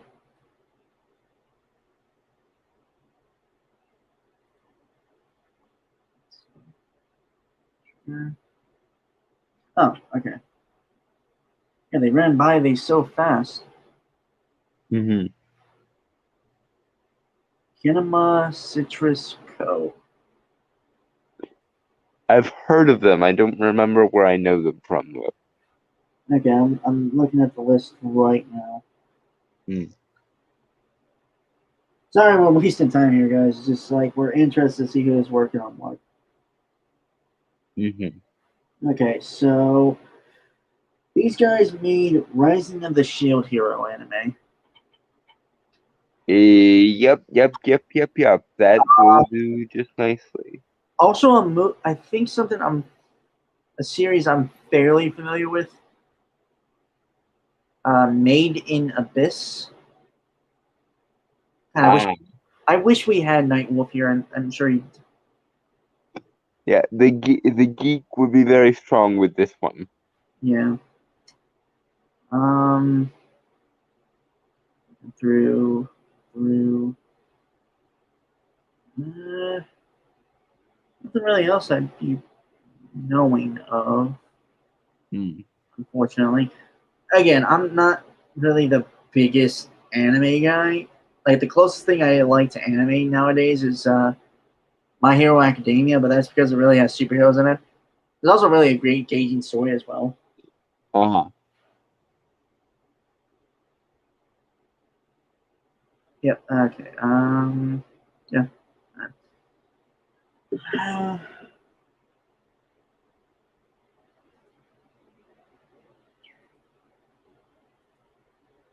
I'll look through all of these so I don't miss one that deserves a trigger.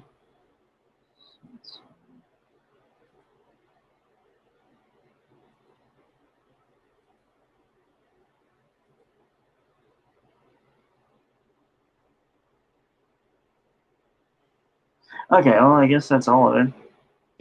Okay. Oh, a lot of studios, actually. I thought there'd be more. There was something that interested me because, like, apparently, honestly, it doesn't surprise me, to be fair. Mm-hmm. But the people working on the animation at these anime studios are, like, huge Star Wars fans. Yeah. That doesn't surprise me. Considering nerds are nerds and Star Wars is Star Wars. Yeah.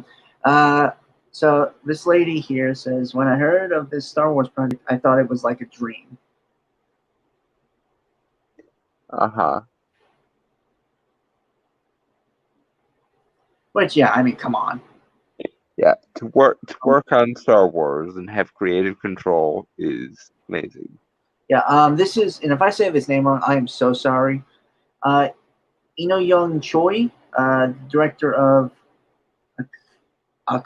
Akakiri, and also is a co-founder of Science Saru. Studio who did Devilman Crybaby. Yeah. Akakiri.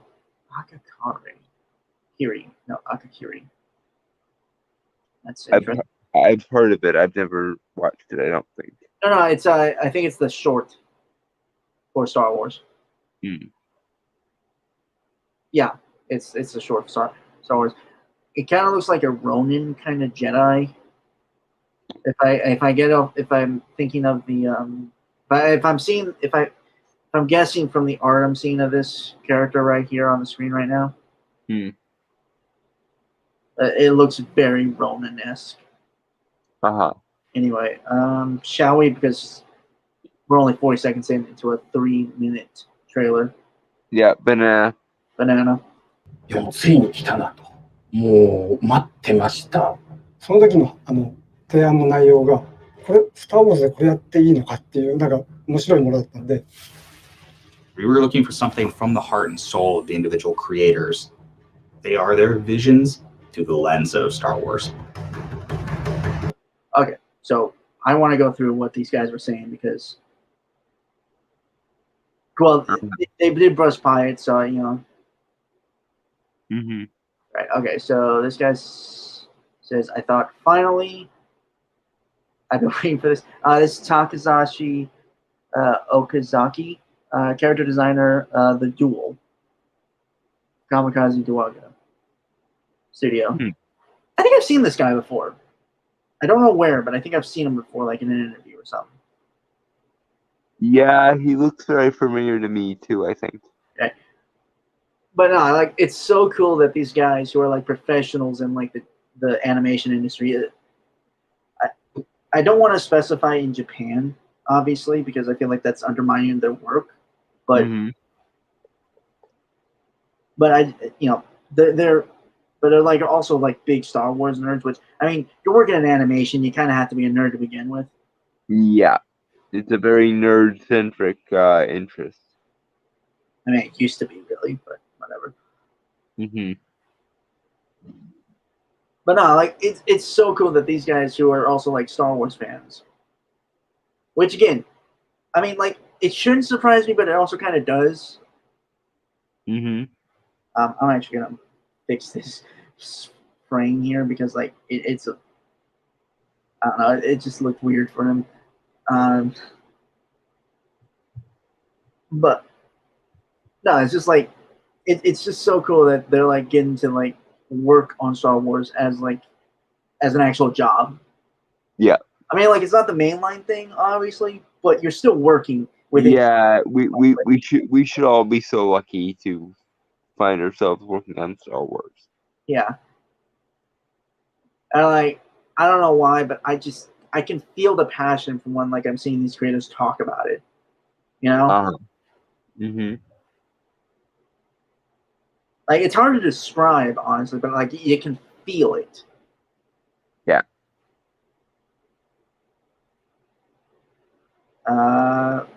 When I heard about it, I thought, can you really do that with Star Wars? Apparently. I think he's talking about like the story they're working on, which is I believe called Duel, which I'm so goddamn interested to see. Like, dude, this is a Tusken Raider design. Like, look, oh my god, the concept art. I'm sorry, I'm geeking out here mainly on like as like a guy who has done art before.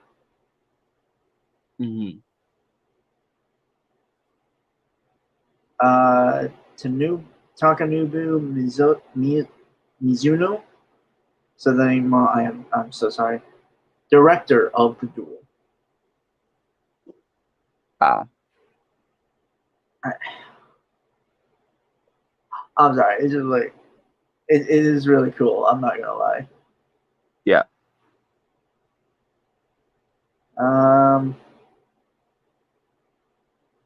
Okay, I'm moving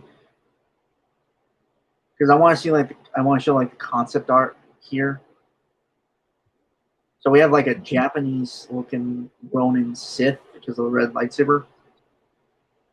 Also all black as well. So Yeah, that looks pretty badass, if I'm honest.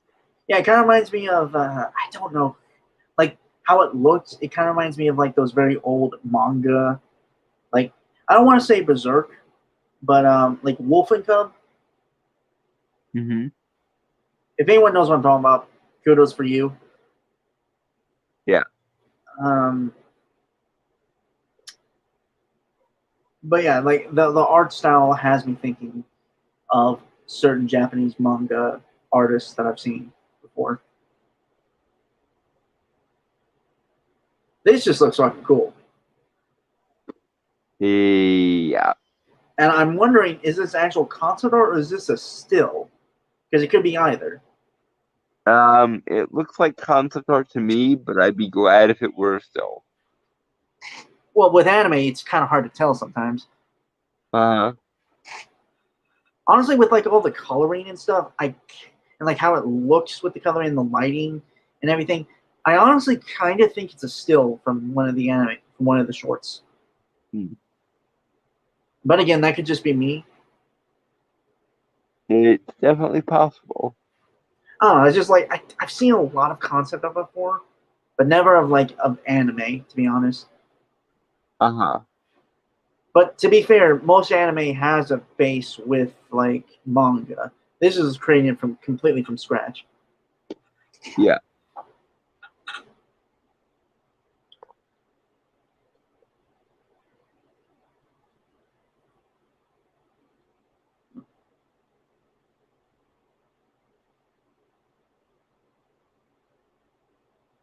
I don't know why, but I'm getting like some. This art style looks familiar to me. I don't know why. Mm-hmm. This must be like created by the guys who did Kill la Kill, because like I don't know why the face just kind of reminds me of that.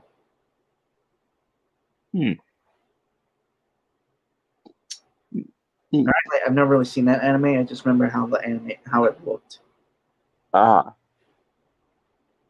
So I think those guys were also the same one. Oh right, they made that mecha anime. I think was it Gurren Lagann? No, wait, I might be misremembering that. Hold on. Let me check again because I do not want to mess that up. Right.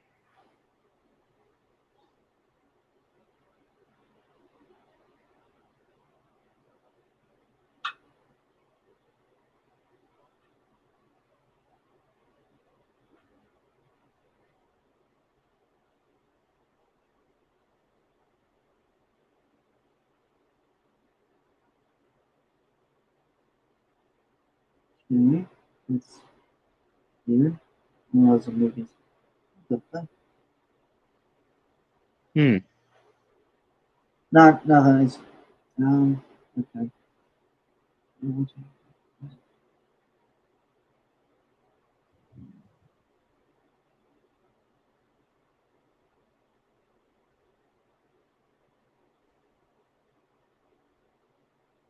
Okay, no, they did make Gurren Lagann.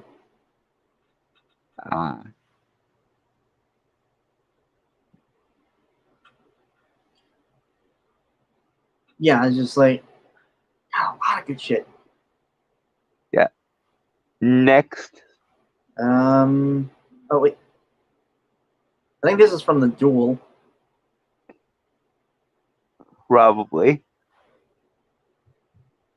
I'm sorry, but holy fuck.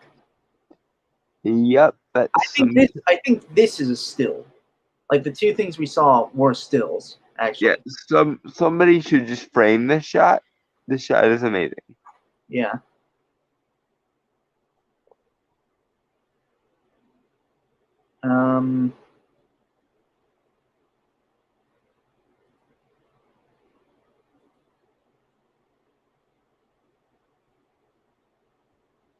I think we found concept art, I think, because this looks more abstract, at the least.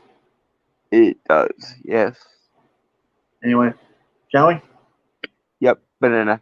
Banana. There are so many genres at play: big and bold, romantic and sweeping, funny, comedic. で、この作品独自の、スタイルとしては、ロックオペラということで、日本の山岳文化みたいなことをしっかり。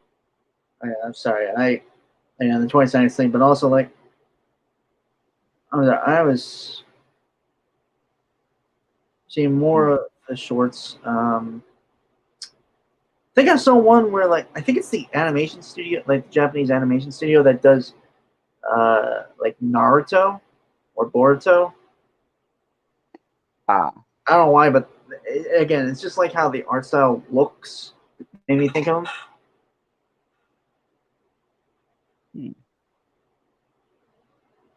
Man, I'm just enthralled to see what these are, like how these stories go. Yeah, it looks neat. Anyway, banana. One sec. Let me pull it back to where we were.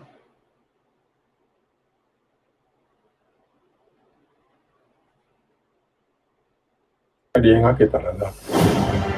万国境の双子がどう生まれて、これがどうなるのかというのが基本的な設定ですね。ライトセーバーって子供の夢が詰まったガジェットだと思うんですよね。で、それをさらに今回僕はもうちょっと和のテイストみたいなもの。I got nothing to say, man. I'm just. Yeah, this is good. Banana. We only got these guys to work on the actual movies, you know? Yeah, if only, if only. Yeah. Anyway, yep. Banana. Banana. We tried to have some retro vintage feeling. We couldn't skip the Astro Boy influence. People love Astro Boy. どちらかといえば自分は最初象徴的な意味を、さっき言ったように。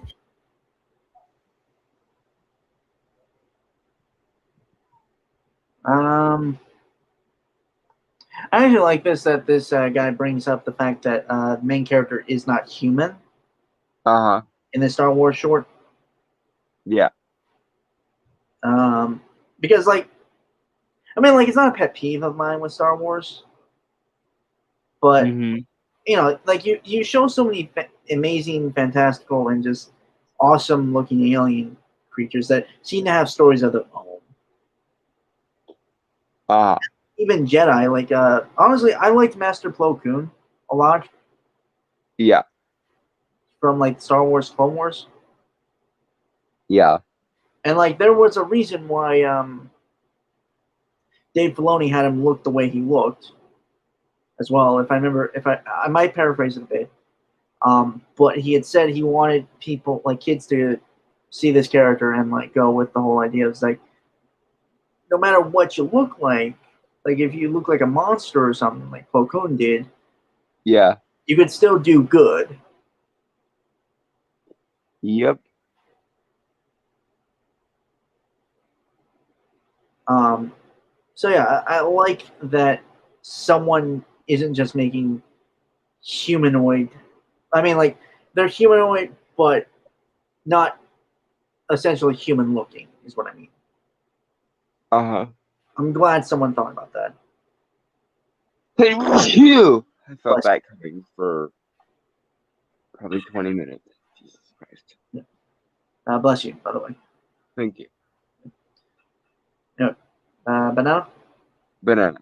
ように、人間の姿をしてない主人公にしたかった。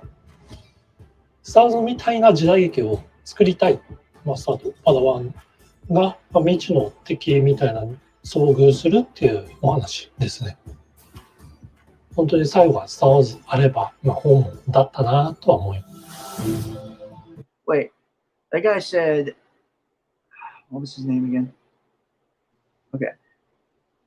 I guess this is the director of the Elder, Masahiko Otsuka, director of the Elder, worked at Trigger.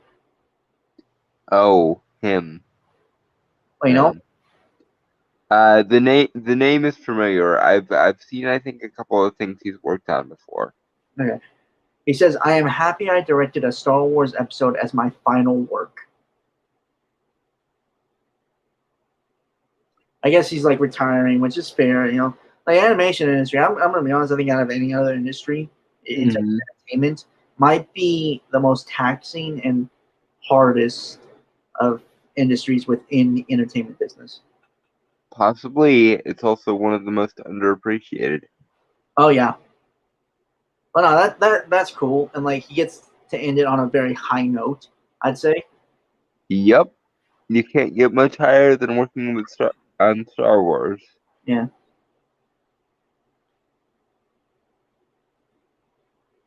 Anyway, shall we banana? We shall banana. We feel so fortunate to be working with these filmmakers. There's so many opportunities to reflect Japanese storytelling in a Star Wars universe. Star Wars Visions is completely different than everything else in Star Wars storytelling. Audiences will fall in love with it. Kind of already am. Yeah, it's an easy sell, I think. This is really working on me, I think. Yeah. I'm actually curious. Just I'm not gonna lie. I kind of hope they're not showing us everything, obviously, Right. and so we get more surprises. Mm-hmm. But, okay, and this might be me shooting for the stars here. Pun not intended. Well, I mean, I don't want to start a war over it or anything. But shing. But a part of me is hoping that maybe there might be one short that is like 3D animated. That might be good, yeah. Although the anime style is really working as well. Well, there actually is 3D anime. They're just not well known or well popular. Uh-huh. That are really good. Because I was thinking of Ruby when I was watching this.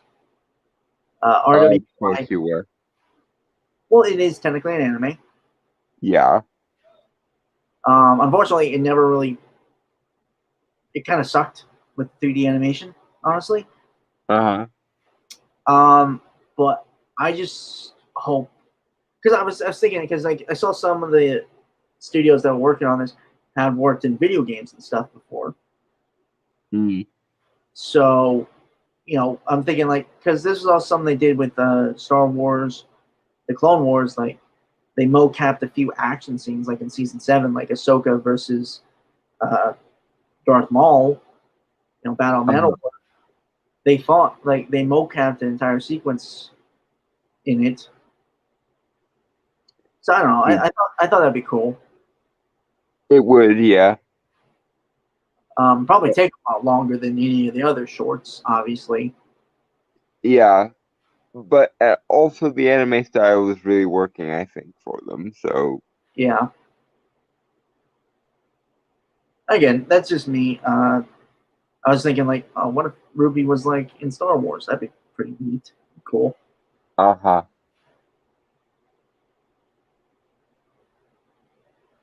Yeah. Anyway, shall we banana? We shall banana. Banana.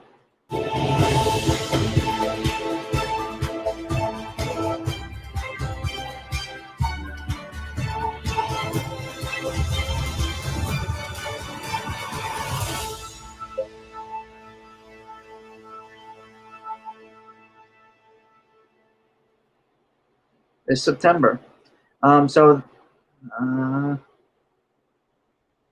Okay, so I saw a list of the names here. Like for the shorts, I mean. Mm-hmm. Okay, Trigger presents The Elder. The Village Bride by Kinema Citrus. Geno Studio presents Wap and Ocho.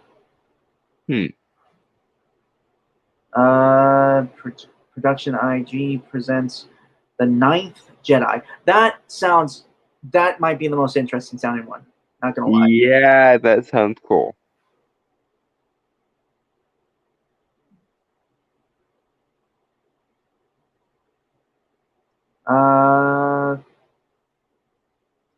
Science Saru presents Toby.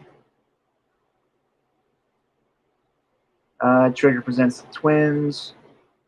Kamikaze Duaga presents the duel. I think that might be it. Yeah. They run through these so quick, it's honestly hard to try and get Recaps? Yeah. Anyway, that was Star Wars Visions, the first look trailer at least. Yeah, and quite a vision it was.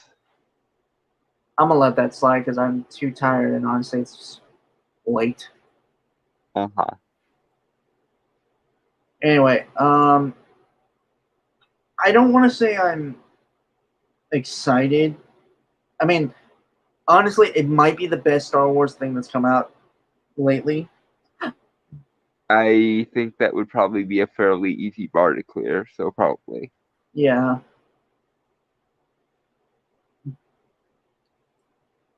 But, it's just like, at this point, does it really matter with the Star Wars franchise? I mean, we can dream. Yeah, I mean, obviously, I would say it does as well. As long as, like, we're getting good stuff. I wouldn't necessarily say Star Wars has been ruined, but it's definitely been scarred. Yeah, it's been on a negative trend for a while, so it's good to see it trending back upwards. I just hope they don't fuck it up. Probably not, but you never know. Yeah, they might go and join the dark side. Yeah. Anyway, with that, folks, I want to say goodbye, adios, aloha, auf Wiedersehen, sayonara, peace, cheers, and may the force be with you.